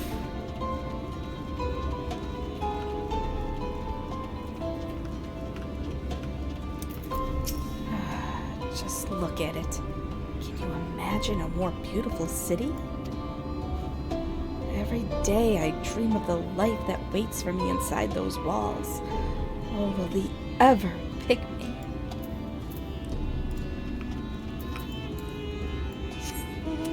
Yeah, this is a shanty town.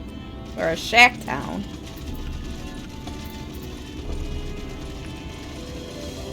People living in squalor.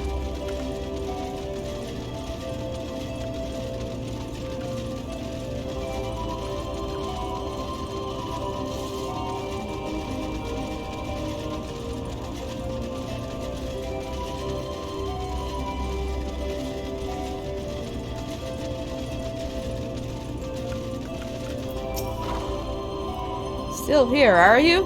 Can't blame you for wanting a slice of Yulmore's pie. If you ask me, you should ditch that sour-faced brat and make a home for yourself here. Gate Town's not much to look at, aye, but at least it's safe. And the mule is the best thing I've ever tasted. Best thing you ever tasted, eh?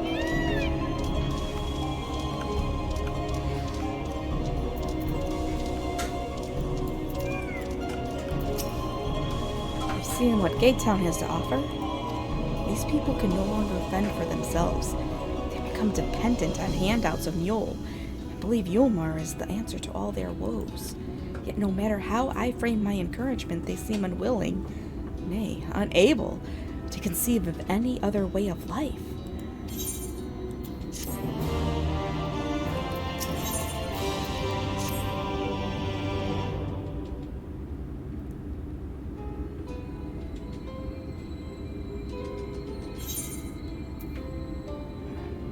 Disapprove of these people's late way of life? Well, Yulmore, I think. More like. Tis difficult to make a final judgment without first seeing the city's inner workings. Mayhap it is that uncertainty which always makes me feel so ill at ease here. Not that it matters. However unjust the system seems to me, if these people claim to be content with their lot, it is hardly my place to criticize their choices. But take that elderly lady you rescued. Does it not seem that those who have chosen to forego Yulmore's largesse are doomed to suffer for their independence? In the end, they are all but forced to seek refuge in Gate Town, and so hamlets and fields across the island are left empty and untended, hastening the region's descent into ruin. Nay, I am not convinced that Yulmore's generosity truly serves the best interests of Kerlucia's people. I am not so naive as to think there is some miraculous solution to all of this. Yet I cannot help but frown at the sight of hard-working villagers struggling to survive, even as the chosen few rejoice at being plucked from poverty by the hand of a capricious noble. There has to be a better way. I will not know for sure, however, until I have taken those long-delayed steps through Yulmore's gates. 'Tis fortunate that you have arrived when you did, Rislin. I have been working on a scheme to insinuate myself into the city, and if all goes to plan, it should soon come to fruition.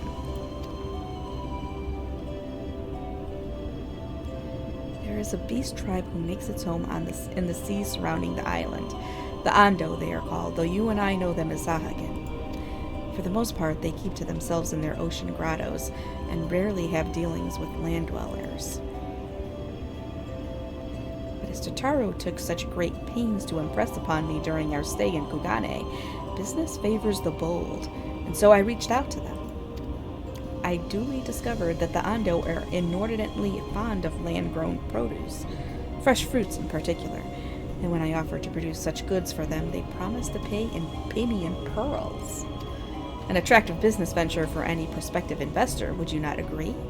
Surely even the most jaded Yulmoran lord would have time for a merchant who can make pearls from plums and pumpkins. Yes, I've come a long way since my days of buying samurai swords without first negotiating a price. Really? My appointment with Ando is due to take place in a few hours. I just need to collect the produce and meet with them on the shore.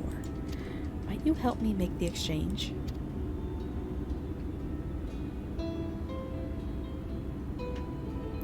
Excellent. I should be glad of your company. First things first, then. We must pay a visit to Moshimoa, my supplier en route. Come. It is just to the northwest of here.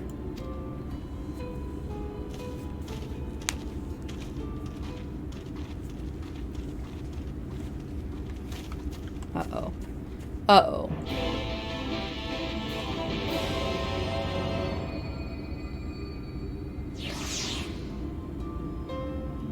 Someone honing in on our business now, eh?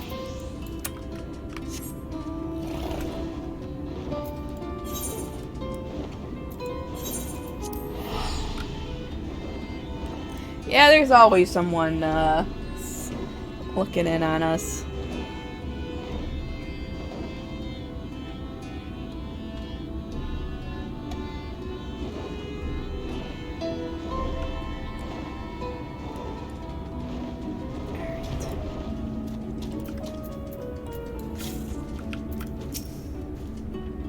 Is there something I can do for you, friend? Good day to you, Moshimoa. This is my associate, Rizlin. We are here to collect the produce I purchased. Eh? I loaded your lackey up with the goods not long ago. My lackey? I know of no such person. Pistol lad, short blue hair? No? He said he'd come on your behalf, and since he seemed to know all the details, I just assumed. Found it! Someone must have been eavesdropping on our conversation. Is this charlatan? If this charlatan was here not long ago, he cannot have gone far. We should split up and search the area. You find a vantage point on the south side of town, and I shall take the west.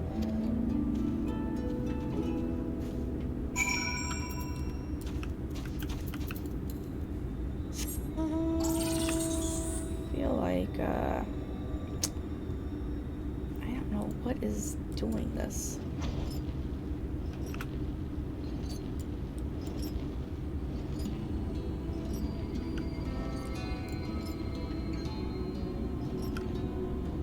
Oh, well, yeah, we were going to go get the vegetables, to take over to try and get my way, buy our way into,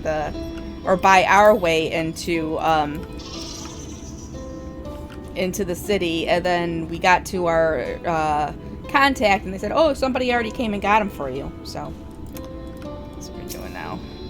Search the surroundings for a male mistle. Well, it shouldn't.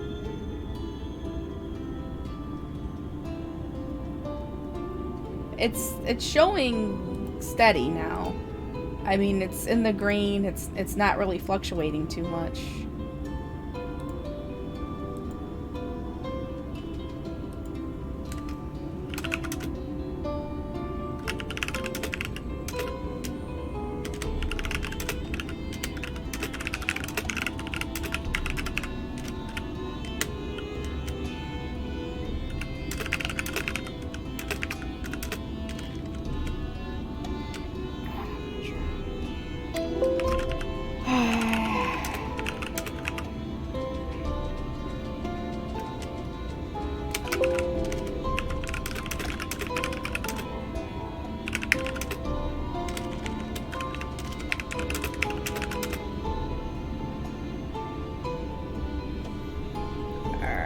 I mean, it's showing...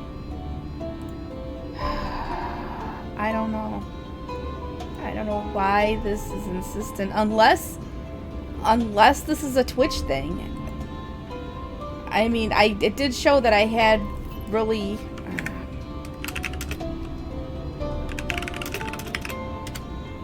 crap.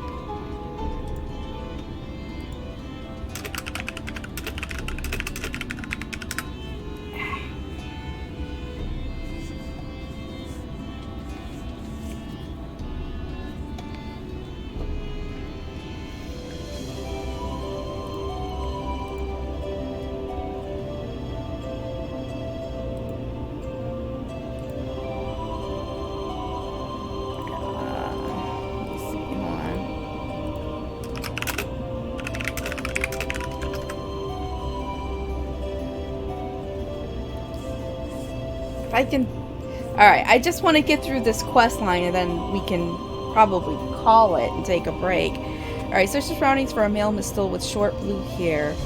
You may move the camera as well. Okay, yeah.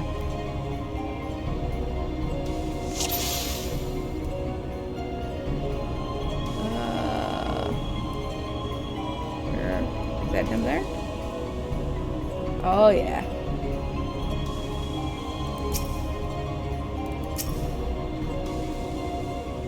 You have located your quarry.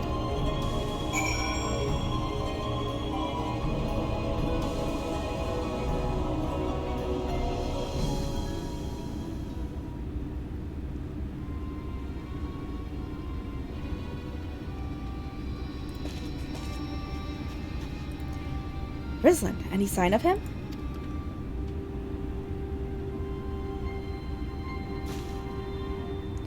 You have a keen eye. Let us move in before he makes good his escape. Yes, it is a cat boy.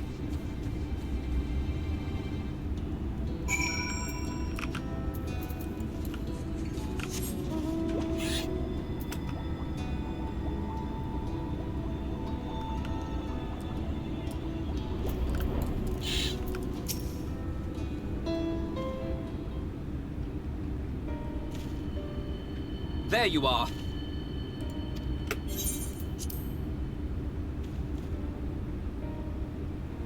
The thief who claimed the harvest on my behalf. Hand it over. Well, forgive me. I have to get into the city.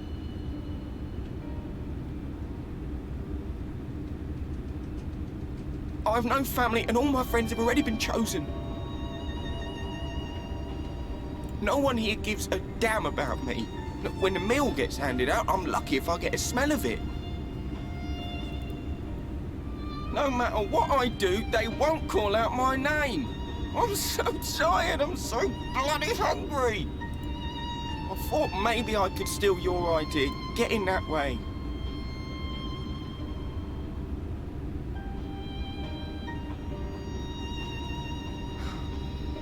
What is your name?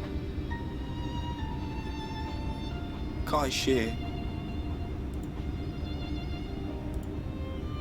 Tell me then, Kai Shear, must it be Yulmore or nothing? What of the Crystarian? They may not offer charity, but you would be fairly compensated for any work you did. No, it has to be Yulmore. That's where all my friends are. We made a promise that we'd live together in paradise.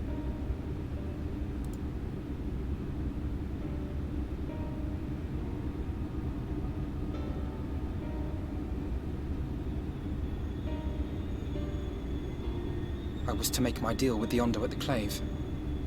Listen carefully, and I shall tell you my plans for the business, and how best to arouse the Yulmoran's interest. You'll give me your place? Just like that? I'm giving you a chance and nothing more. What comes of it is entirely up to you. I understand. Oh, thank you, thank you!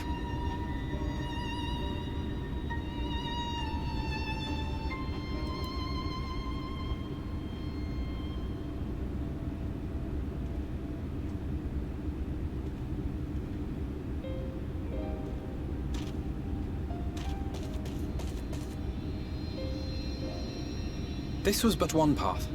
There will be others. But for young Kai Shear, it was the difference between life and death. I do not regret my decision, yet I will admit that a part of me wonders if it was for the best.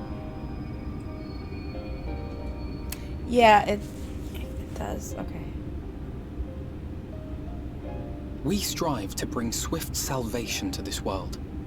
That countless lives might be saved, not least your own. Even if it came at the cost of one man, should I have forged on regardless? Wow, that's not who you are, Alphino.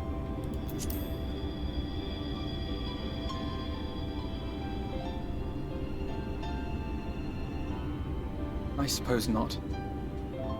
Were Estinian here, he would most likely scoff at my soft-heartedness. Same old Alf, you know. Ever the slave to sentiment. But I thank you for your kind words nonetheless. Let us see to it that both these stories have a happy ending. Shall we return to Wright then?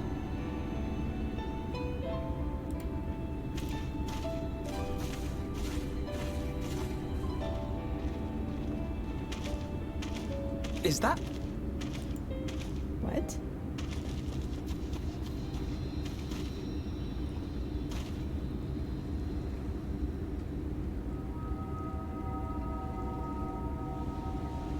I can't be sure, but I think someone's in trouble. There's a body on the... Huh. Come on. They may need our help.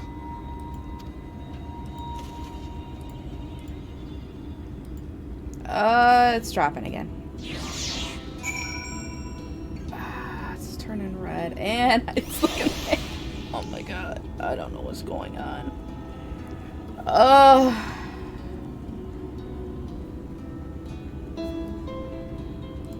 Let's see.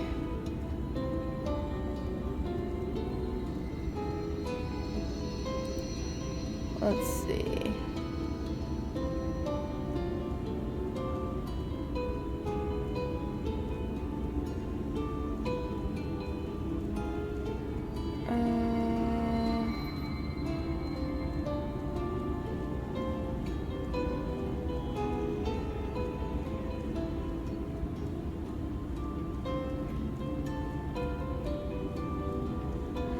Yeah, I don't know what's going on with this. But you're not rebuffering? Alright, well, I gotta figure... I'm gonna have to figure something out before Sunday. Because this is getting really frustrating. And I'm showing that it's like... I'm getting good uploads, so there should be no reason that it's dropping like this. But it could be my connection to the Twitch server. I don't know. Maybe I'll try another Twitch server. Oh, yep, it's going to the red again, even though it'd been fine all day.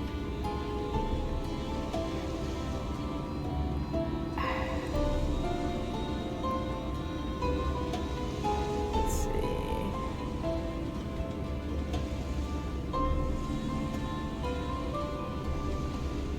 Yeah, it...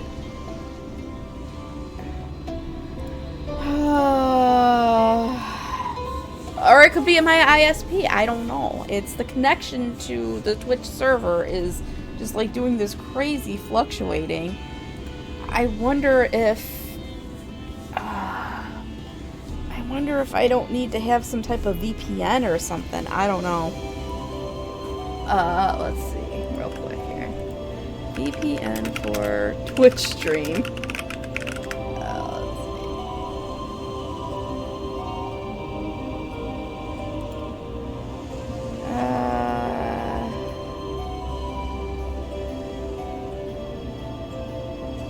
And let you stream buffer free.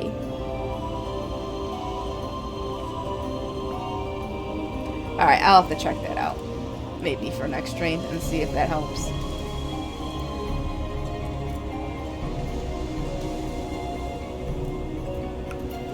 Oh, probably. Here, he's breathing. I think, though, he won't last long without help.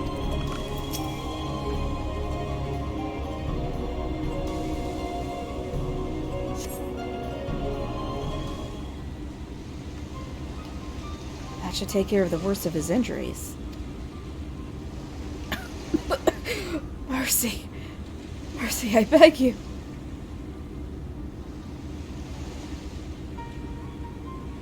Breathe easy, sir. No harm will come to you here. Poor man is shivering. Pray keep an eye on him while I go get a fire going.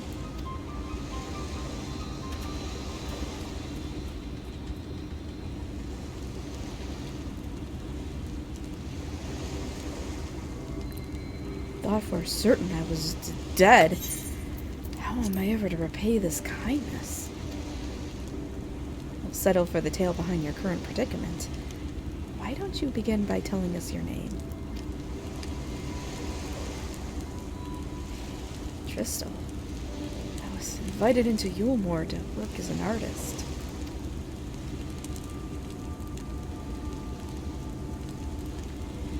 A wealthy couple took me in to paint pictures for them. And when my style proved contrary to their taste, they just as quickly turfed me out onto the street.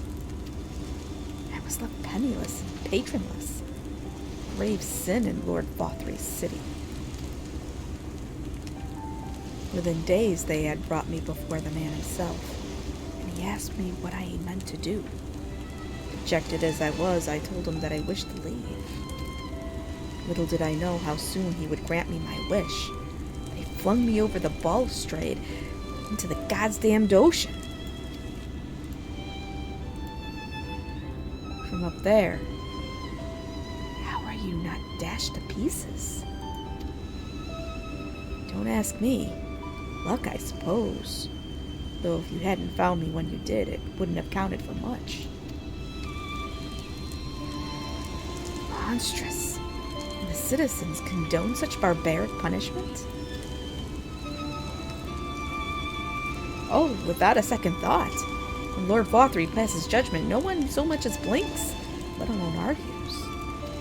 In Yulmore, his word is law.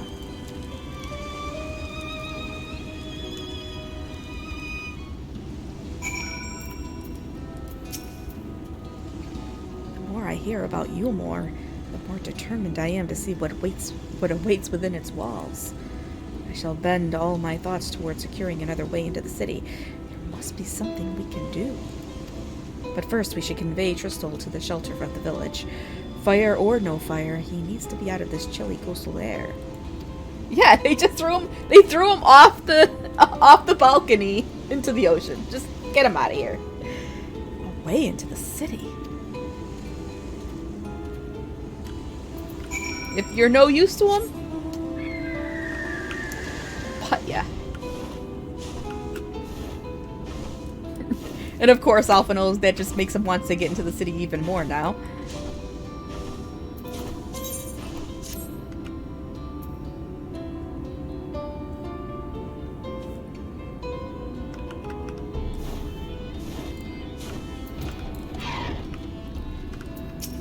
I wonder what Tristel will do now. Pray accept my deepest gratitude. I owe you my life. And if you'll permit me, I would assist you in your attempt to enter Yulmore, insofar as I am able at any rate. To be frank, the thought of sending my saviors into that awful place makes me sick to the stomach. But since it's plain you've set your minds on it, you should take this.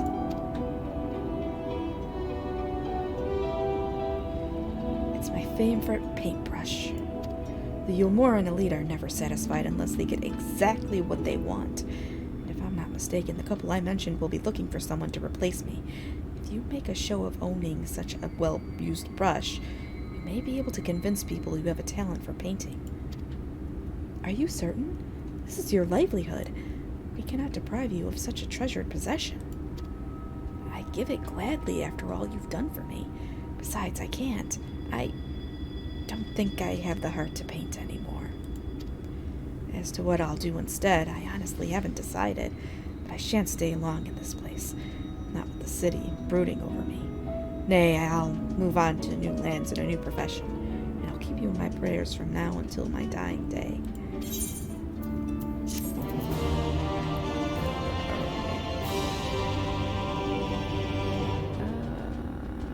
see.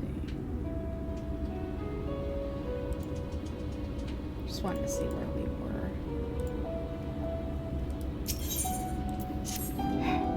Kindness is its own reward, but Tristel has repaid us with a gift as timely as it was unexpected. We will, however, need to act upon his advice before another painter steps in to fill that vacancy. Thankfully, I do have some modest skill with a brush. Nothing approaching that of a true artist, of course, but enough to play the role, I would hope. Not cheatings, no. What did he say? As for you, well, if you don't mind taking a subordinate role, mayhap you could pose as my assistant? then it is settled. All we need do now is return to Gate Town and await the next appearance of those vile jesters.